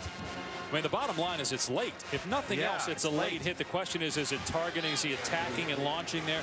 But nothing else, that's 15 yards for a late hit. Yeah, at the bare minimum.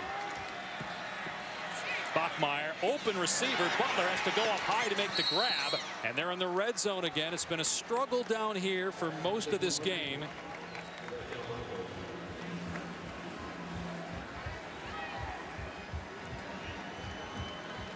When you're a young quarterback, you get down in the red zone, the field gets condensed. Things happen faster, so you have to see it quicker, be more accurate. He's struggled so far, trying to change that right now here in the third quarter. Looking for his first completion in the red zone. Instead, it's a run play. Mahone grabbed after a gain of about 3 by Lars Woodby. 3.5 to play in the third. You know, Greg, the one thing that he hasn't done, though, is he hasn't been risky with the football. He's had really good, for the most part, situational awareness of how important this area of the field is. And so he's been smart with the football. And if that means incompletions, hey, at least you have a chance to get points in the field goal game. No doubt. Smart with the football and be very smart in regards to the clock in your head. Can't take big losses against all-out pressure here. Bachmeier looking for Helani out of the backfield. Incomplete. Amari Gaynor did a good job in coverage that time. A little shaken up on the play. 3rd down and 7 for Boise State, and Gaynor takes a seat. Just think how long that Florida State defense has been on the field today. 82 snaps already. And we're not even into the fourth quarter. In this type of heat, week one, you're not really in game shape. It's really hard for your body to handle these type of elements at this point of the season. Look at that, 30 minutes. You talked about the 82 plays. 30 minutes that defense has been on the field.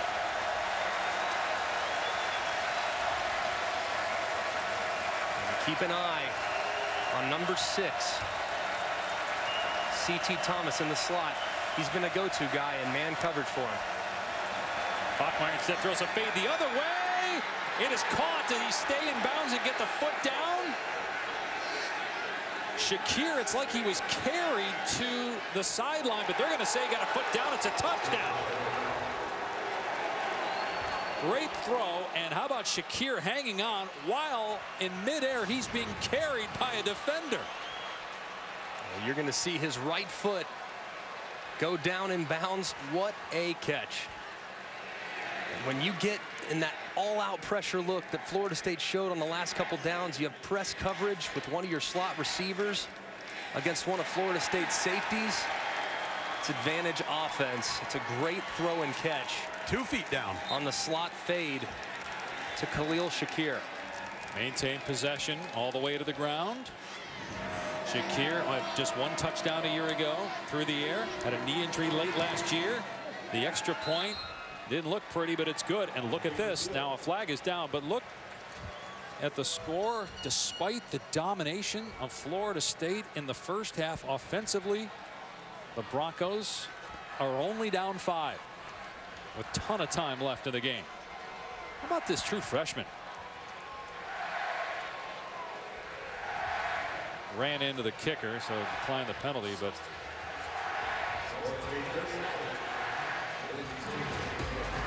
well, Hank Bachmeier, he's taking some hits, but he's hanging around, starting to play his best football here as Boise closes the gap. They've ever had at quarterback.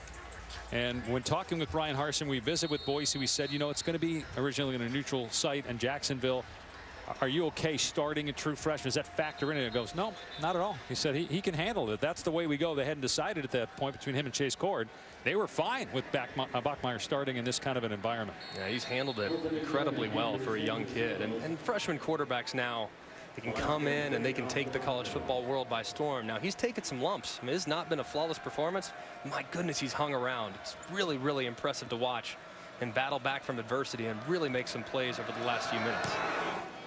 Velasquez kicks it in the field of play, but doesn't matter. They're going to fair catch it. It will come out to the 25. Florida State's lead down to 5. Does that say Hank for Heisman? I mean, hey, why not?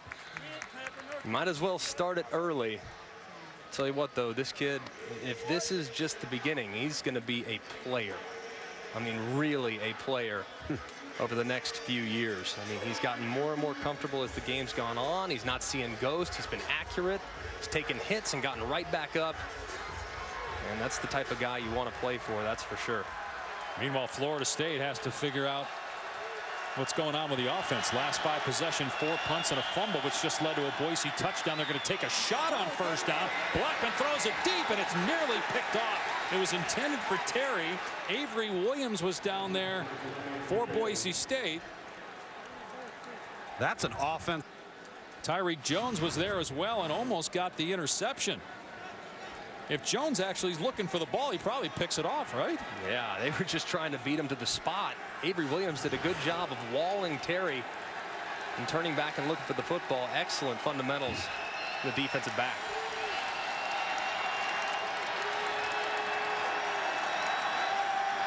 Blackman, pump fake, another deep ball. Overthrows the receiver, and again an opportunity for Jones to pick it off, but it was way over everybody's head. And now, after 2 deep throws, it's 3rd and 10. Fellas, I'm over here on the Boise sideline, and I'm hearing players tell other players, they're cramping, we're not cramping. You're going down on us. We're here to stay.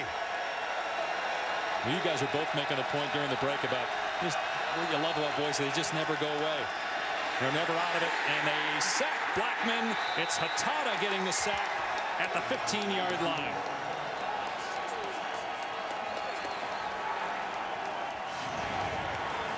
How about Hatada working inside and forcing pressure right up the middle? I mean, he goes right around Johnson, the center.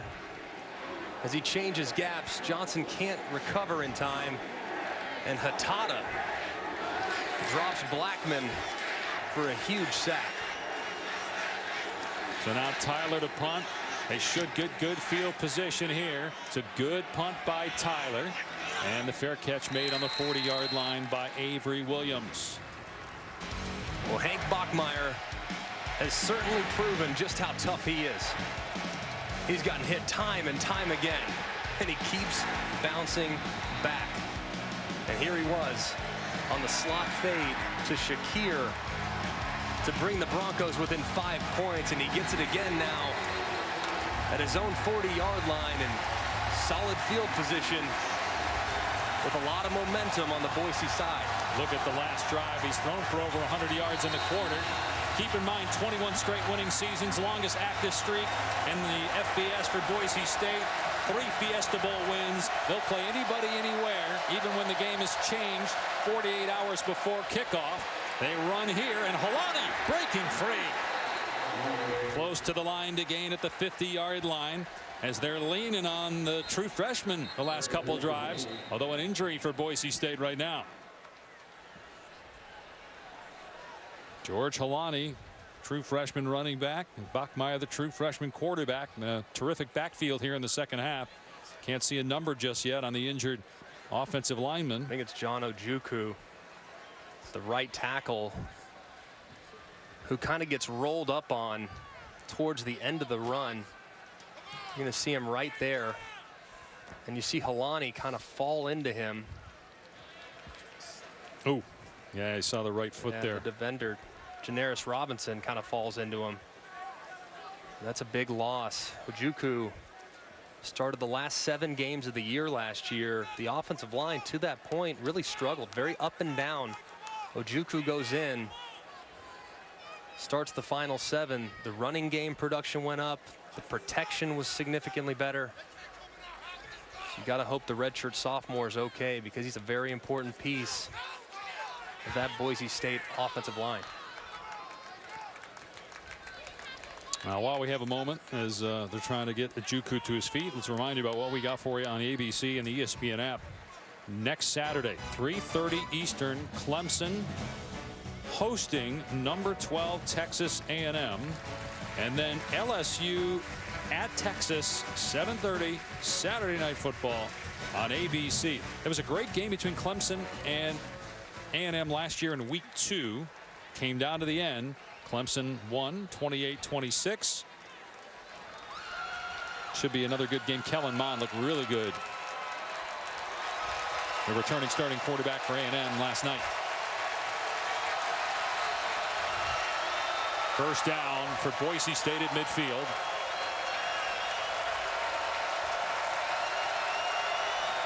So they got John Molchon moving over to right tackle here because of the injury. A catch is made by Shakir, and he's at the 46-yard line. Jake Stetz is in the game at left guard with Molchon moving over. Yeah, Molchon's played everywhere, so he's very comfortable sliding out to tackle. The goal for Boise State is to get their best 5 on the field, and if Ojukwu is not available, Stetz is their 6th best offensive lineman. Get him in, put Molchon in for the injured player. 2nd and 6. Holani moves the pile. Looks like he's got a first down at the 40-yard line. And we saw Mahone shaken up a little bit earlier. I wonder if that's why Holani's getting all the reps here on this drive. Great third quarter. Minute to go for Boise State. Got to take the lead for the first time. They run on first down. Holani upended by Taylor after a gain of 2. No, one thing Florida State is struggling with, and I think it's because they're tired right now, and you're seeing some rotation come in from the sideline, is they are not disengaging from blocks in the run game. In fact, this offensive front in the zone game is just pushing Florida State around. That's why you've seen such good cutback lanes for these Boise State backs, and they've had the vision to exploit it. Yeah, the time of possession and the play count that Florida State's defense has played is certainly starting to show its impact on the Seminole players. 88th play for Boise State. A dump off pass. It's not going to go anywhere. John Bates brought down by Lars Woodby. So 3rd down and long coming up when we start the 4th quarter from Tallahassee. Can the true freshman pull it off in what has become a true road game for the Broncos? They've taken down many Giants before. Can they get the Noles? They trail by 5 with a quarter to go. Back in the 50s, sod farmers Dave Pasch, Greg McElroy, Tom Luganville in Tallahassee. Florida State, 1 loss in the last 15 years when leading by 18 points or more. That happened against Miami last year. They were up 24-6 in this game, 31-13. Right now it's 31-26. Boise faced with a 3rd and 7 inside the 40 of Florida State. Pressure coming on Bachmeier, but he has a completion, and Shakir has a 1st down to the 30-yard line. It's a great job by Bachmeier, recognizing the pressure, knowing that there was a free runner defensively for Florida State right here, and he just gets it out before that free runner arrives. That's called throwing hot. A good job too by Shakir, his wide receiver, getting his eyes to the backfield, knowing there was disappearance, and making himself available for the quarterback's quick delivery.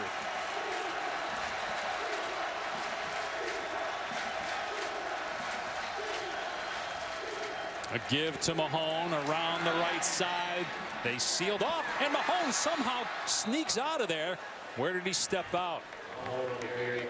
They're going to say that he actually was able to tiptoe the sideline and didn't go out of bounds until he hit the 16-yard line. Well, the head linesman, guys, is giving him, I was standing right on this sideline, he's given him about 3 extra yards from where he stepped out of bounds, but he couldn't see it because he was behind the defensive pursuit of Florida State. So Boise might be the beneficiary here of a couple extras. Looked like it was really close, but like you said, because of bodies, it's tough to tell exactly where that foot stepped on the line. So here we are, guys, in the red zone again for Boise State.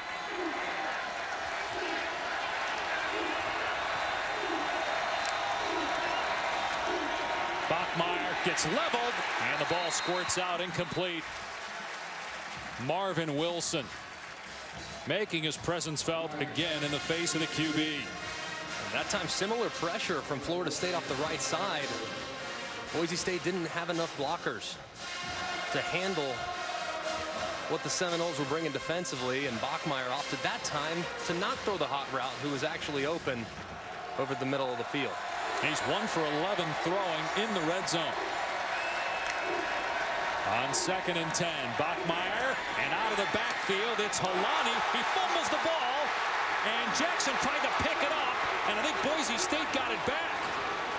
Dontavius Jackson, rather than falling on it, tried to scoop it up, and Boise State got it back inside the 5-yard line. And Collingham was able to get it. That's exactly who it was, number 5, Garrett Collingham, the backup tight end. Holani trying to do an awful lot, forces the fumble, and Florida State, they thought they had more time. Nasruddin with the hit, and then watch, there's a defender who comes sliding in. It was Levante Taylor, and maybe it was confusion between him and Jackson, and Jackson was trying to grab it. Taylor was trying to grab it. But look how they tried to grab it, guys, and then look at how Boise State's offensive player went down to it, taking it through the side and cradling it so that the ball doesn't skip out. Wow. Those coaches at Florida State are going to be nuts over that when they watch that on tape. Man, that's just so unfortunate. If you're the Seminoles, you make a great play defensively, you dislodge the football, you have 2 guys around it, and you're unable to come up with it. Great hustle from Boise State, but they are very fortunate to have 1st and goal here inside the 5. And a chance to take the lead for the first time. Mahone in the backfield with Bachmeier.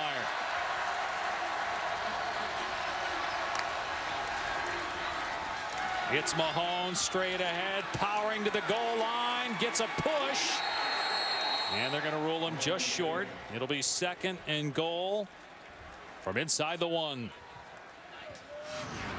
It's really good surge. Good job being patient down here by Mahone. That's really, really good surge, and a good job defensively too by Florida State, understanding where they were on the field and holding up Mahone with all their might. Yeah, Dennis Briggs showing his strength. Unreal. They are going to stop this and look at it to see if he got in. And if I'm Boise State right here, though, I'm mad that they're stopping it. I got momentum. It's inside the 1-yard line. It's 2nd down. I got 3 downs to score. So, yeah, you might be rewarded with a touchdown, sure, but I'd rather them just continue to play because this kills my momentum, and Florida State's defense now gets a little bit of a rest. And right before that, Greg, you had Robert Cooper, you had Wilson on one knee in front of the football. I mean, that's a lot of weight that Boise State's pushing around. These are the things about the review that drives me crazy. The field stands, 2nd down. Again, you take 45 seconds to allow the defense to recover, and as an offensive guy, you lose all momentum that you were able to create. So this is where we need to adjust the review process to only imperative situations inside of 2 minutes or 3 minutes, whatever they decide. But just go to the same model that the NFL has. Absolutely. Make the game a lot shorter. 2nd and goal. They're going to keep Mahone in here.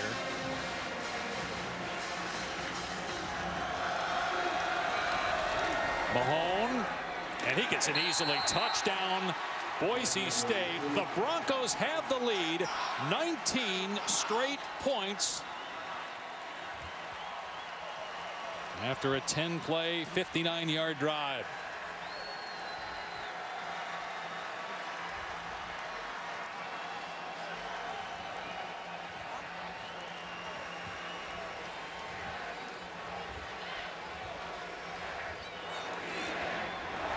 You hear the Boise State cheers. They all flew into Jacksonville expecting the game there tonight. But they said, that's all right, we'll get in car, we'll rent cars, buses, whatever it takes to drive 2.5 hours west to Tallahassee. We'll find some hotel rooms. And they're right behind the Boise State bench cheering on their true freshman quarterback who's making a line. 2 Seminoles had a chance to get it. Neither could. The Broncos got it back, eventually scored and had the lead for the first time.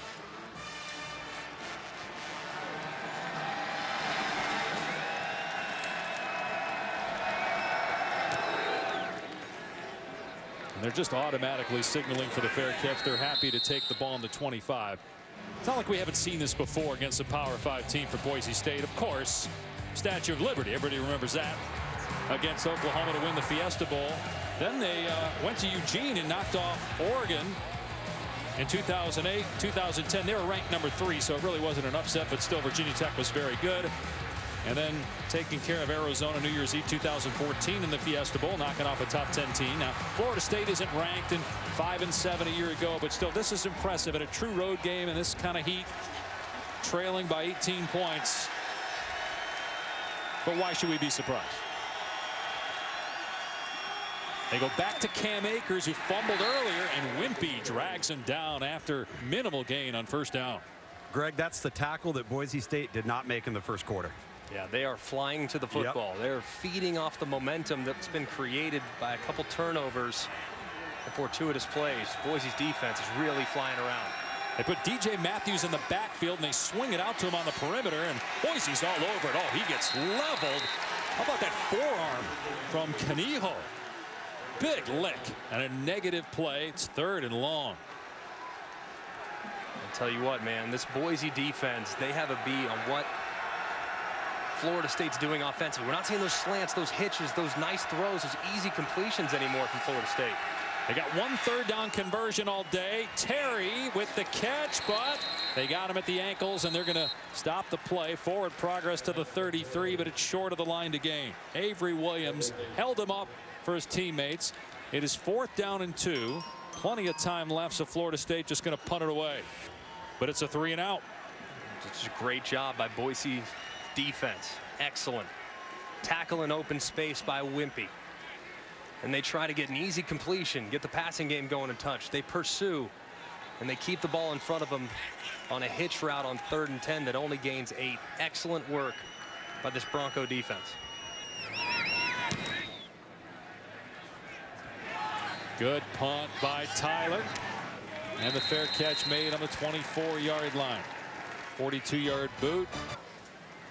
Boise State with a 2-point lead early in the 4th quarter.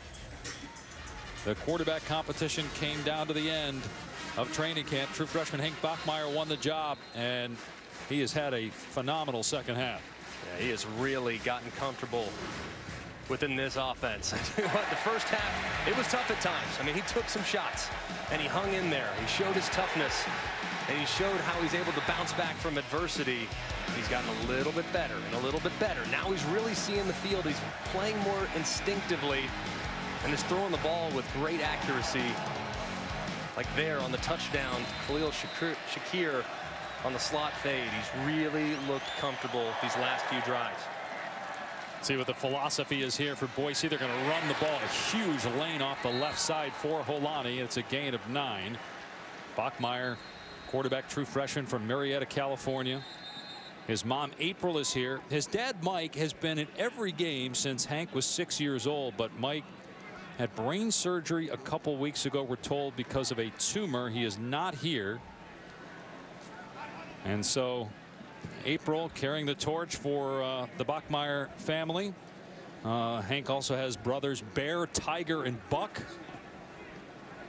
He's a great quarterback in high school in the ESPN 300 for recruiting, and the highest rated recruit at quarterback in the history of Boise State since they went FBS back in the mid-90s.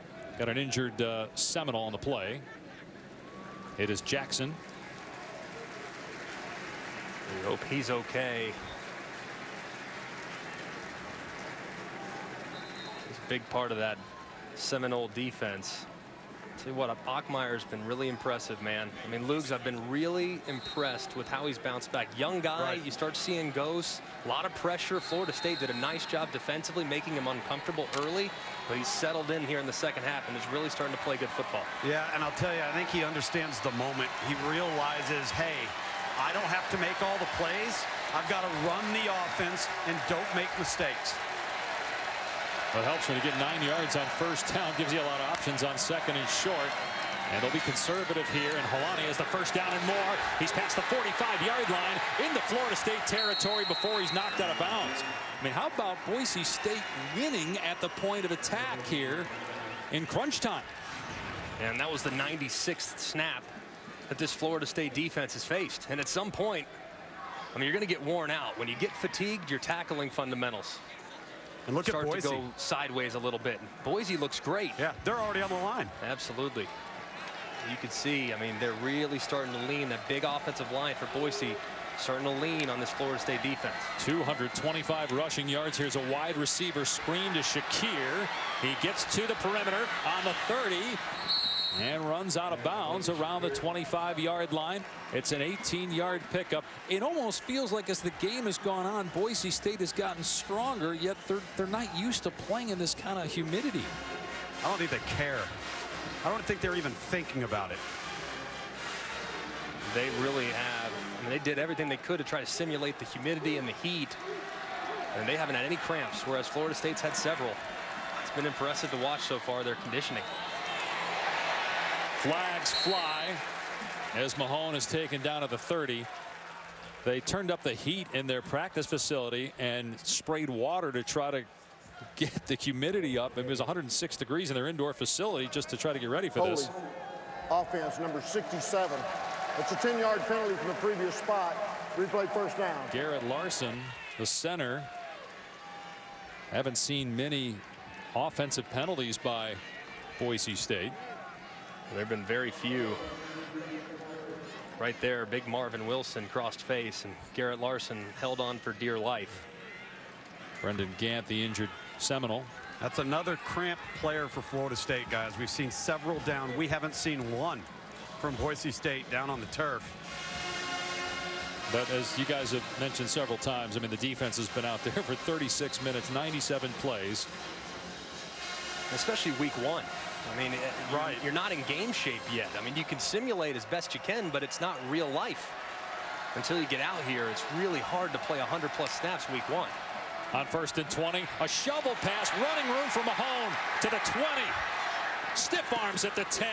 And finally down at the 6-yard line. Man, he just got rid of one guy, and Samuels eventually on the tackle.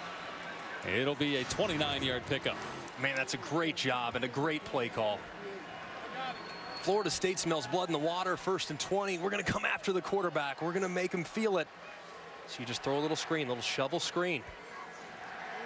Next thing you know, you have a running back out in space. Really, really nice play call by Zach Hill. Excellent execution from Boise State. You have Raymond Woody, a DB who got stiff arm that time. That's the first time we've seen him on defense. They're trying to get anybody in the game right now to give the starters a breather. Holmani swallowed at the 5-yard line. So a short game, but the clock is moving. 2nd and goal. No, it's interesting too, and just watching it from field level, especially when they get in the red zone, Greg. Boise State looks like Wisconsin in the run game. Yeah. I mean, they are literally blowing down and blocking down and moving. That's a lot of beef. You look at 21 Marvin Wilson. Look at 91 Cooper. You look at Durden, 16. Those are big bodies in there that Boise is moving the pile with. Boise has leverage with how they're getting underneath their pads to this point, though. Play number 100 for Boise State today. Van Buren, the running back. Bachmeier rolling out, throws it to Van Buren, and he is into the end zone for the touchdown. The Broncos extend their lead.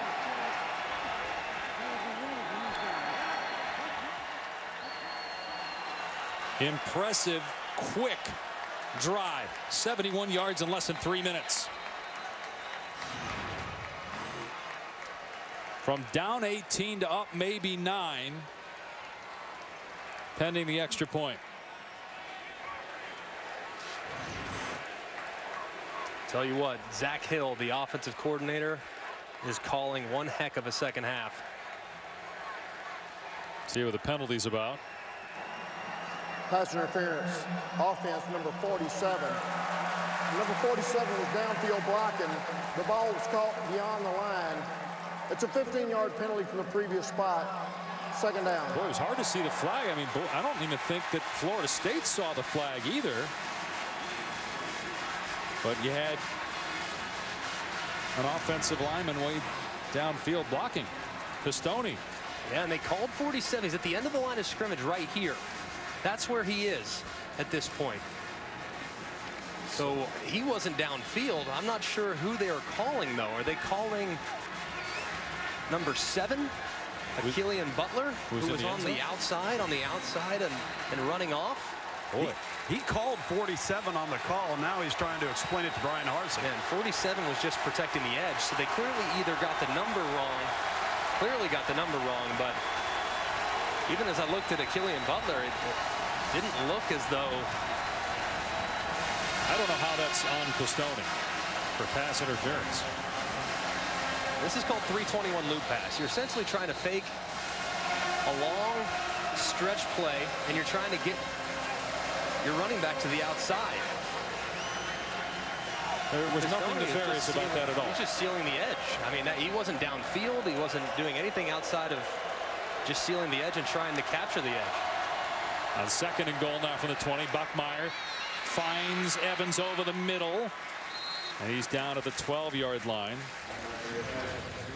Yeah, I think what they did is they messed up. They said 47, and they meant 7. Achillian Butler, like we said originally. He was. It does look as though he was not turning around trying to make himself available as a wide receiver. So that's a correct call. But 47, just left shaking my head there for a second because he did not do anything illegal. 3rd down and goal from the 13-yard line.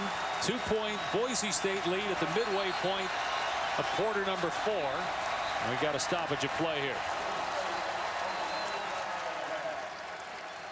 Boise State. Tomorrow on ESPN. A lot of week 1 college football remaining. We will wrap it up Monday night on ESPN with Notre Dame at Louisville. The Irish ranked 9th preseason. Scott Satterfield making his debut as Louisville head coach. Meanwhile, Dave Pasch, Greg McElroy, and Tom Luginbill here in Tallahassee.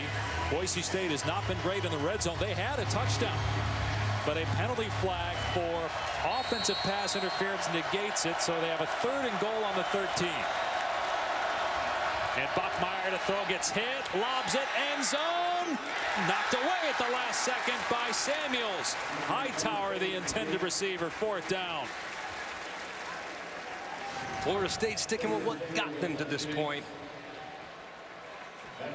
Just going man coverage across the board. Samuels got to do a better job of turning around. Lucky he didn't get called there for a potential pass interference, but a good pass breakup and a good defensive play for the Seminoles. Division III transfer, former walk-on Eric Sachs, 4 for 4 in his first Division I football game. FBS 30-yard attempt here to extend the lead, and it's perfect. 5 of 5 for Eric Sachs. Boise State 36, Florida State 31.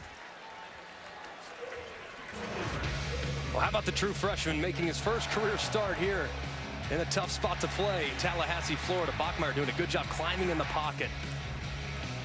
He's done a good job, too, using his legs and keeping his eyes downfield, allowing his wide receivers to uncover. He's also seen some of that rush, understanding when his protection's going to be short. He's got to lose the football. He dumps it off over the middle for a nice completion. He has looked so much more comfortable in the second half of this football game. He's seeing the rush. He's seeing his receiver. He's throwing it timely. He's really playing instinctively, much more so than we saw in the first 30 minutes. All right, guys, you got an injured Florida State player. We're going to try to get you the number. It looks like Janaris Robinson, number 11. What has to change now for Florida State offensively? James Blackman had the hot hand in the first half, cooled off significantly in the second. They haven't really done some of the things in the second half that allowed them to be successful in the first. We haven't seen any slants. We haven't seen any quick play action, throw a hitch to the outside. Easy pitch and catch completions. It's been pretty much all or nothing. They've thrown a couple throws that went laterally, but Boise State has seen those coming, and they've teed off on some of those behind the line of scrimmage throws. So I think they need to get back to the intermediate passing game, Tom, to get some rhythm back into this offense. Well, and I think that Boise State deserves some credit because they've been able to play the run on early downs, and there hasn't been success on the ground for Florida State in the second half like there was in the first half. So now all of a sudden, I don't want to say they've pressed the panic button, but their answer seems to be immediately go downfield. But that's a low percentage play, and they haven't completed any of them. Kendall Briles, the new play caller here at Florida State. 5th year as an offensive coordinator, first with the Seminoles. They went out and hired a new offensive line coach, new receiver coach. Offense has only had the ball for 17 minutes in this game, and most of the points for Florida State came early. They're down 5 now. Blackman in the second half, 7 of 13 passing, 35 yards. And for the game, Blackman has thrown for 312 and 3 touchdowns. He had as many incompletions as touchdowns in the first half, 3.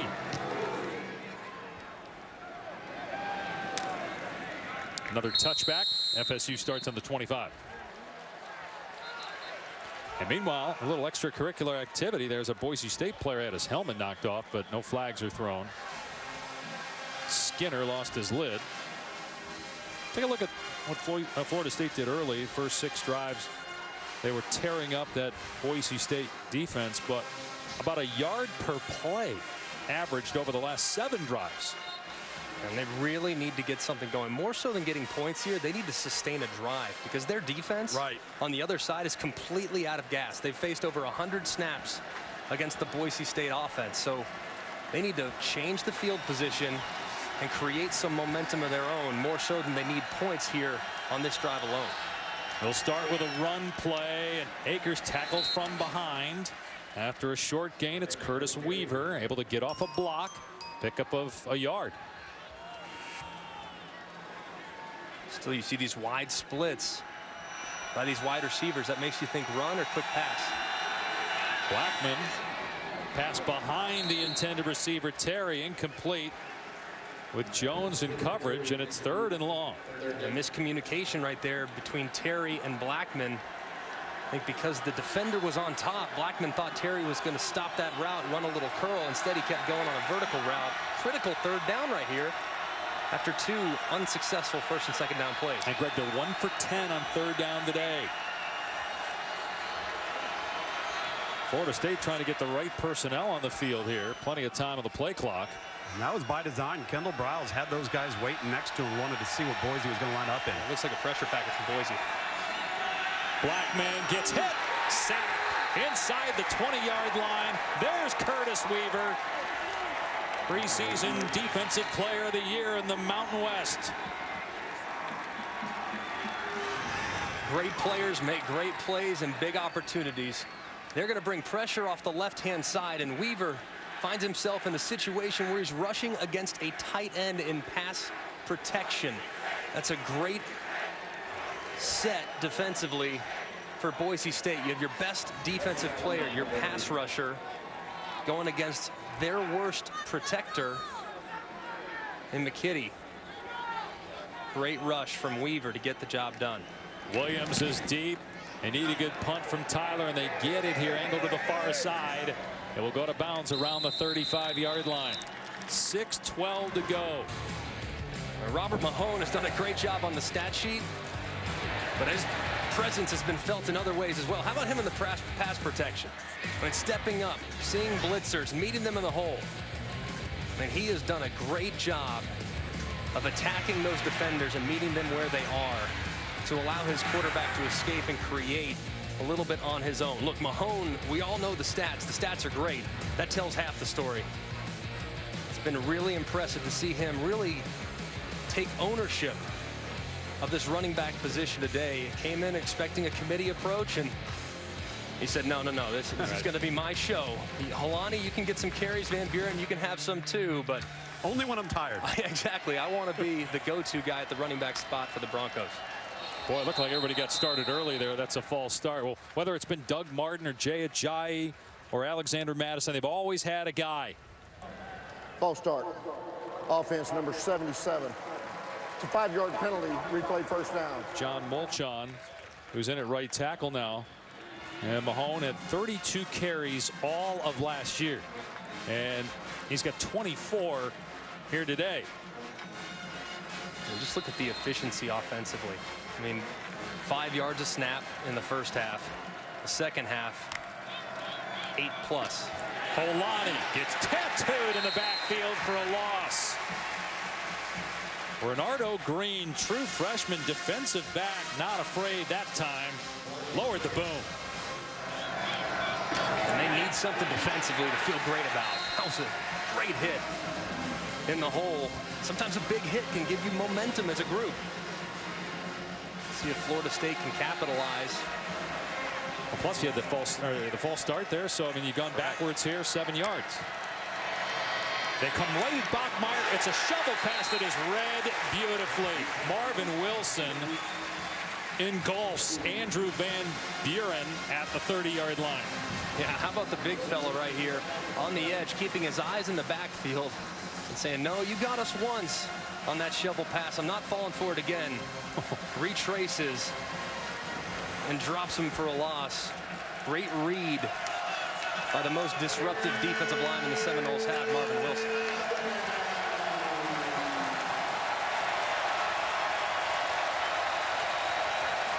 The true freshman quarterback facing a 3rd and 17.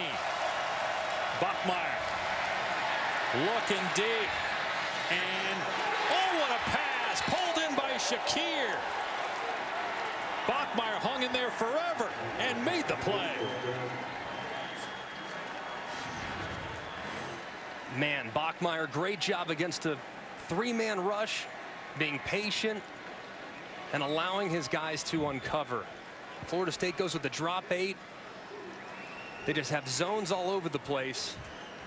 And Boise goes with a little bit of a scissors combination, a post by the outside guy and a corner by the inside, which floods a zone.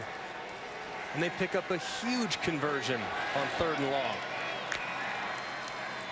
Holani got hit hard, broke that tackle. attempt by Durden, but still lost yardage. So a lot of negative plays here, but that clock is moving. 4 minutes and counting. Florida State has all of its timeouts remaining. They picked up 3rd and 17 just a moment ago. It is 2nd and 13. Man, what a throw by Hank Bachmeier. I mean, just clutch. Yeah, man. And like all the great Boise and quarterbacks that we've seen in this system before, what's one thing that they've always been? Clutch and accurate. I'll tell you what, man, Hank Bachmeier, he's checked those 2 boxes today. The run Van Buren wrapped up after he got back to the original line of scrimmage, so it's 3rd down and 10. That Florida State defense has been out there for 106 plays and 41 minutes. Can they come up with one play defensively here to get the ball back to the offense? Boise taking their own sweet time, guys. They are in control. They understand that field position, regardless of what happens in a conversion here, is going to be paramount to their opportunity to win this game. Yeah, if I'm Florida State, I'm bringing the heat. I mean, they've played well in man coverage for a majority of the game. I'm playing man coverage across the board. I'm heating them up. Here they come. Bachmeier hit, lost the ball. Fumble at the 44-yard line. Becker stripped it. If Boise State recovers, they're going to be punting. If Florida State has it, they're going to be in good position with the ball in Boise territory. So it is 4th down. It's recovered by Molchon of Boise State. I mean, just full pressure from Florida State. And you see Becker as Van Buren is late getting across the formation to try to hit the blitzer. Becker's able to strip the football, but that's the aggressiveness that we saw from Florida State in the first half, and they had a lot of success bringing pressure, so they got away from it a touch throughout the course of the early part of the second half. They go back to it in a gotta-have-it situation, and they force a big sack of Hank Bachmeier. Florida State uses a timeout. They have 2 remaining. 2:42 to go with the punt coming up here. Now, a lot of pressure on Willie Taggart coming into the year. First losing season since 1976. The longest consecutive bowl appearance streak ever. Ended at 36 last year. If I'm Florida State too, since my offense hasn't done much, I might think about coming after this punt. Go with an aggressive punt block situation.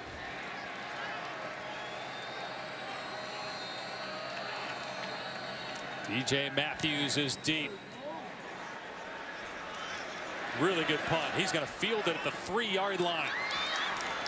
And he shakes a tackle at the 5. Can he get outside? He's at the 15.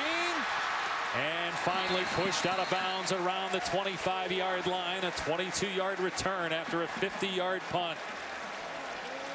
John Bates did a pretty good job to not let Matthews get outside. Can James Blackman win the game for FSU? They're down 5. The second half has been nothing like the first half for James Blackman and the entire Florida State offense. The Noles had an 18-point lead on 2 occasions, but now they trail by 5 with 2:25 to go. They have 2 timeouts remaining, and they have to go 75 yards. Blackman surveying, and the pass is caught. Momentum will carry Gavin past the line to gain for a first down. That's an important play right there, just to get the drive started. Plenty of time. Don't have to be heavy through the air. Can do whatever you want to do offensively. And they will run it here straight ahead.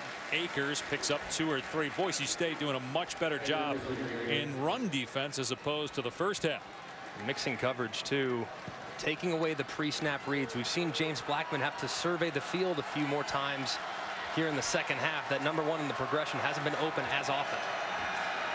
Blackman back to the air, and Gavin on the catch. He was hit immediately by Canijo, and so short gain. Obviously 4-down territory. It's going to be 3rd and about 5. Clock at 1:36 and counting.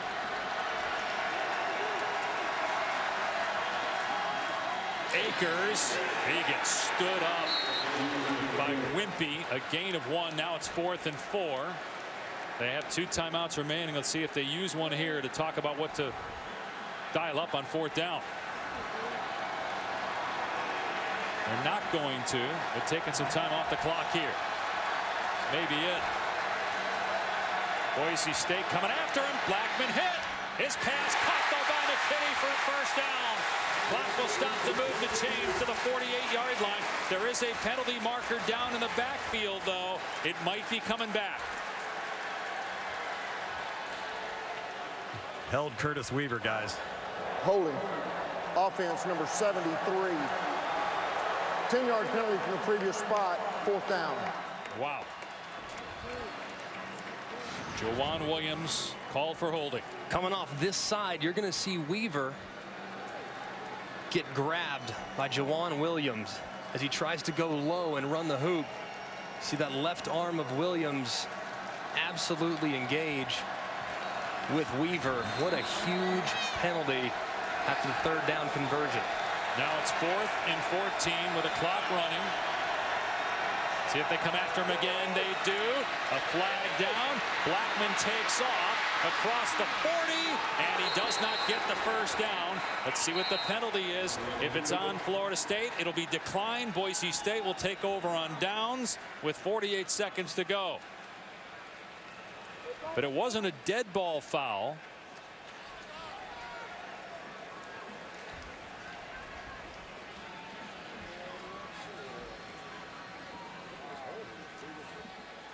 But the offense is coming to the sideline for Florida State.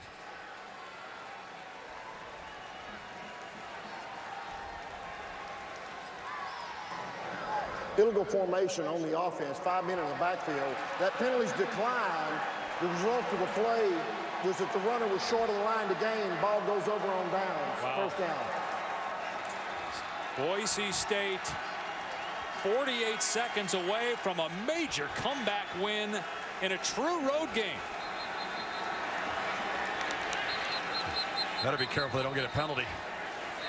Hey guys, we know what this says about Boise State. It's really what it always says about Boise State is they can beat anybody, anytime, anywhere. But what does this say about Florida State? We are praising the 1st half, the changes they made, but the 2nd half looked a lot like last year in many respects. Just a tale of 2 halves, and they looked completely out of rhythm offensively.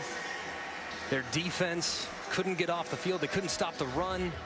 They had a couple costly errors when it comes to recovering potential mistakes from Boise.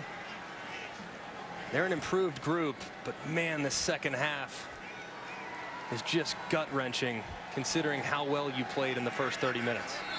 Bachmeier takes a knee. Little contact from Asante Samuel after. Florida State will use a timeout, but they'll take one more knee. I'm sure the Noles will use a timeout, but then if they just snap it and take a knee on 3rd down, Florida State can't stop the clock and the game will be over. Well, tonight, after Fresno State and USC catch SportsCenter with SVP. Season debut of Tua and the Tide. They play at 3:30 Eastern. That game's actually already underway over on ABC. It's been a 4-hour game here in Tallahassee. Coco Gauff, Naomi Osaka highlights and reaction as well from that match at the U.S. Open. SVP after college football on ESPN and the ESPN app.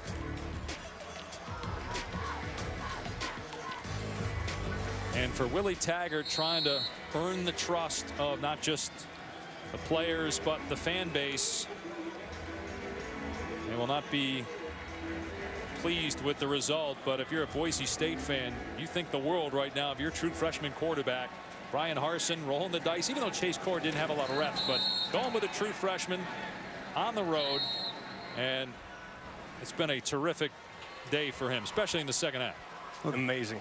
I mean, amazing, Tom, to see a kid take that many hits early on and to see that many different looks and to have that much adversity for him to hang in there and then look like a completely different player after halftime. Tom, in your first start, this is so exciting for Hank Bachmeier and what he will eventually become there under Brian Harsin. There's no doubt. And listen, you know, we talked coming on the air today about when you name a freshman your quarterback, your starting quarterback, you have to trust him. They have to prove that, hey, I'm not going to turn a bad play into a catastrophic one. I'm going to run the offense. I'm going to play with him myself. I'm going to study. But it's the intangible factors that he showed today. You don't know what a guy is going to do when he gets hit in the mouth until it happens to him. And that's what's been so impressive and stood out about Hank Bachmeier today. So poised, so comfortable in the pocket. Tell you what, and he saw Florida State defensively. He saw a nice effort from them for the first half, but he had all the answers in the second 30 minutes.